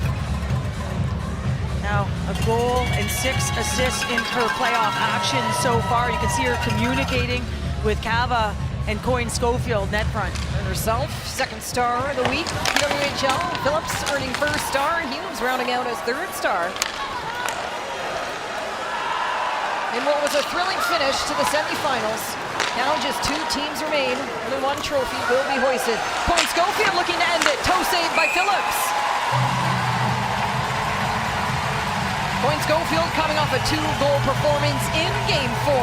Well, this is a quick counter, and it's a quick regroup, and Kendall Point Schofield gets on her course. You can see the touchback by Heisey. She continues through a heavy pass by Jakes, and then you can see Cava coming in. She's on her offside, so forehand to the dot, elects to take that shot. Sorry, it's Kendall Point Schofield coming back to be able to get that shot on net. Cava on the back door, but that's a real nice quick up. A smart, heavy play by Heisey for the touchback, and the heavy play by the Jakes pass. Off the face-off, Leslie gains a hold of it. Skates to center, she has some real estate, she'll go for it. Gets by Shisheva, can she make it 2? Goes for the shot, blocked in front by Flaherty. Off the glass, deep in Minnesota's end. Petrie chases after it. Vasco lays ahead as Ottawa hopes to keep this puck in the frost end. Well, it's been Vasco, Meixna, and Leslie, so a little bit of a shift here as Vasco sort of centers that third line right now. She came in at 56%, so a lot of the time, depending on where that face-off is, she will take the draw because of her ability to win it. Face-off to the right of Hensley. Ottawa still looking for their first shot in overtime. Just put up 3 shots in the third period for a playoff low. Off the face-off, Vasco looking for Leslie. She'll protect. Thompson right there. Shisheva takes a hold of it. That's Kosalemi at center, but she'll fire it in. Loose puck, Boyd. A tough collision down low. Puck's loose. Deck line. A lane. Redirected to the corner as Meixna dove out and redirected it. Boyd, a loose puck. Vasco looks on. Meixna has 2 coming. Taylorova, a nice chip move. To center it will go, so Steckline has a better angle. Thompson with the stretch play, finds Petrie at the far end. It's 1 playoff point so far. Now a break for Ottawa, led by Emily Clark. On the outside, Clark, she scores! Your overtime hero, Emily Clark!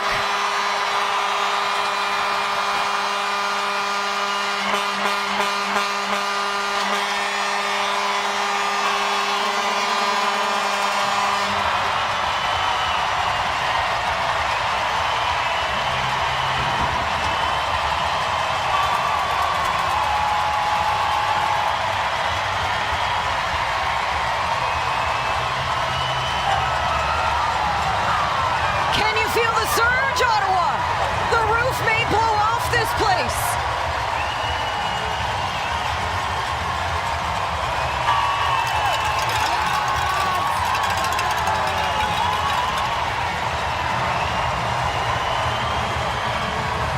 You can feel the energy in the building. You can feel the energy on the ice. Everyone is charged up. Charge Avenue going nuts. It is electric.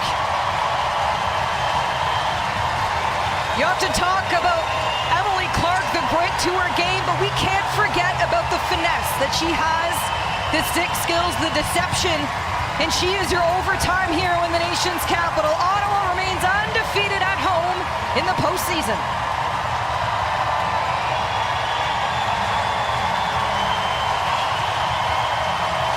A storm warning has taken effect as the Charge line up at center.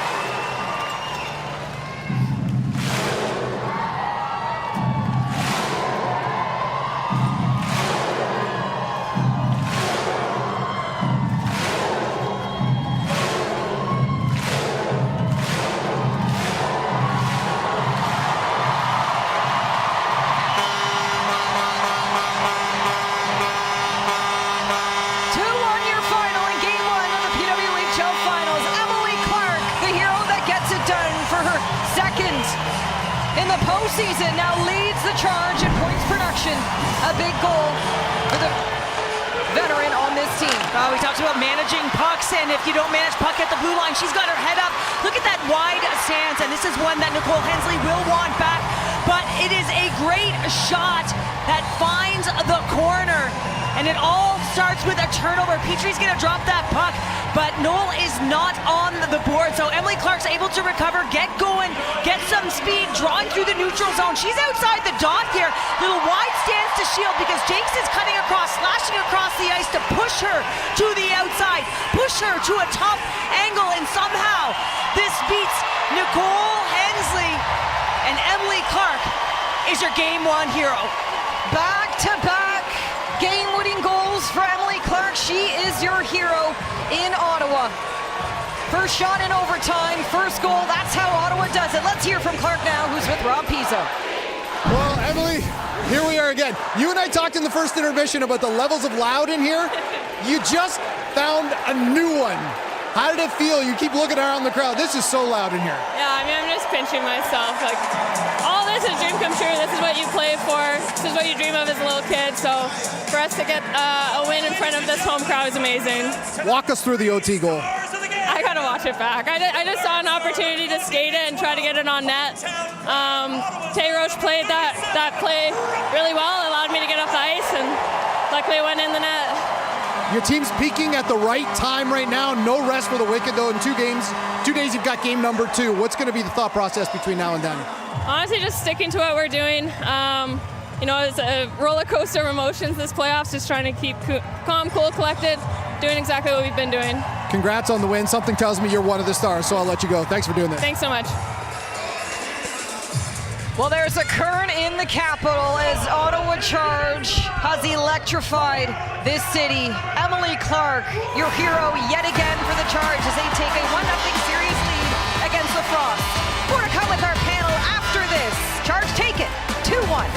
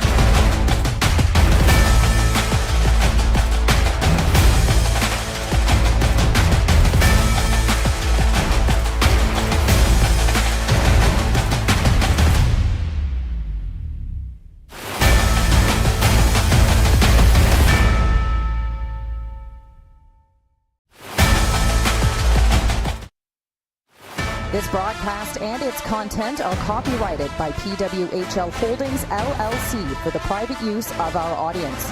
All rights reserved. Any other use or reproduction of this broadcast without the consent of PWHL Holdings, LLC is prohibited.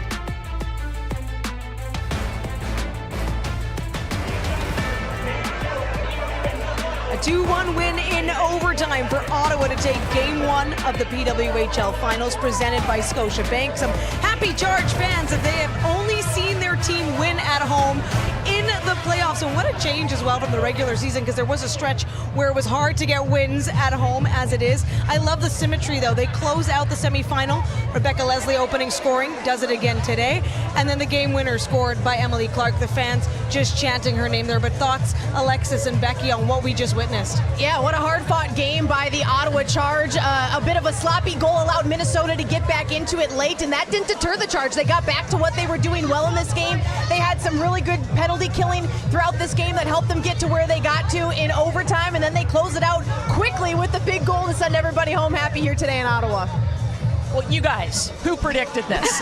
Yes, we have to give Becky Keller her flowers here. Claps for Becky. We have the proof. Thank You you. said Emily Clark. I said it would get done in 1 overtime just because I know Minnesota likes to hurry things up too. So either way, but they got it done fast as well within a few minutes of starting. And they did, and it was Emily Clark's speed. But honestly, that's one that Hensley's going to want back, and that's been a little bit of a story for Minnesota as well. So are you going to break that game down? The difference was goaltending. Gwyneth Phillips, I thought, was outstanding. She was solid. Hensley let in that one that was weak, but in a 2-1 game, that's massive. And we talk about the low shots. Ottawa only had 3 shots in the third period. That's when Minnesota tied the game. And then they scored on their first shot in overtime, and that will be the delivery of the game. Brought to you by Instacart, the winning way to get groceries delivered. And you take a look at how this developed here. Ottawa Charge take it down the ice, and you talked about it, just an awkward kind of goal. That's not a goal that should go in the back of the net. That's a goal that most goaltenders are going to feel like they can stop. Tough angle shot, and Hensley just can't seal off that post, and that's going to be one she's going to be thinking about until Thursday. Well, it's absolutely going to be one that she wants back. So now if you're Ottawa, you're putting everything on net next game to see if you can generate something. There's the final stats. It was a 25-save performance for Gwyneth Phillips, her 4th win of her first pro season. The chances were close. Faceoffs, though, heavily favor the Charge, and we know Ken Klee and the Frost will want to get back to their faceoff winning ways for Game 2, which, by the way, is this Thursday back in the nation's capital. Ottawa will look to stay perfect at home, and what a leg up that would be. Getting a 1-game lead in a 5-game series is huge, as is. They'd like to head to Minnesota with 2 in the bag. Well, I talked about it in the pregame. I said whoever wins this game might end up winning this whole series. That's how big that first game is in a 5-game series, and how good Ottawa's been at home, as you mentioned, Daniela. They have a chance to really put a stranglehold on this series on Thursday. Quick turnaround. Minnesota's going to want to make some adjustments here. We'll see what Ottawa does as well if they can come out strong on Thursday. I like your prediction, Alexis. I really do. I mean, that is bold because Minnesota, this is their pattern, as we all know. Minnesota drops the first game and then they storm back. We saw it against Toronto, so I'm not sure I'm buying into that prediction quite yet, but I like the fact that you boldly made it. I just want to be right about something. You were right about the game winner. You were right to win fast. I'm still looking for my first prediction to come true. Well, so yes, Minnesota 0 for 4 in Game 1s, but they have been perfect so far in closing out the series. So there's a look at Game 2, and then 3, 4, and if needed, of course, 4 and 5. Tickets still available. You can come and witness this in person. Make sure you get tickets. You can look for that online. And as well, stay tuned because coming up, Jocks in Jills with Tessa and Julia. Incredible post-game content. They'll have interviews live with players and all the discussion dissecting all the big moments in this game. It's on the PWHL YouTube channel. So a 2-1 win for the home team. The Charge taking a 1-game lead in this final series. On behalf of Becky Keller, Alexis Pearson, Rob Pizzo, Kenzie Lalone, and Cheryl Pounder, I'm Daniela Ponticelli. The Charge take Game 1. Good night from Ottawa. We'll see you for Game 2 on Thursday.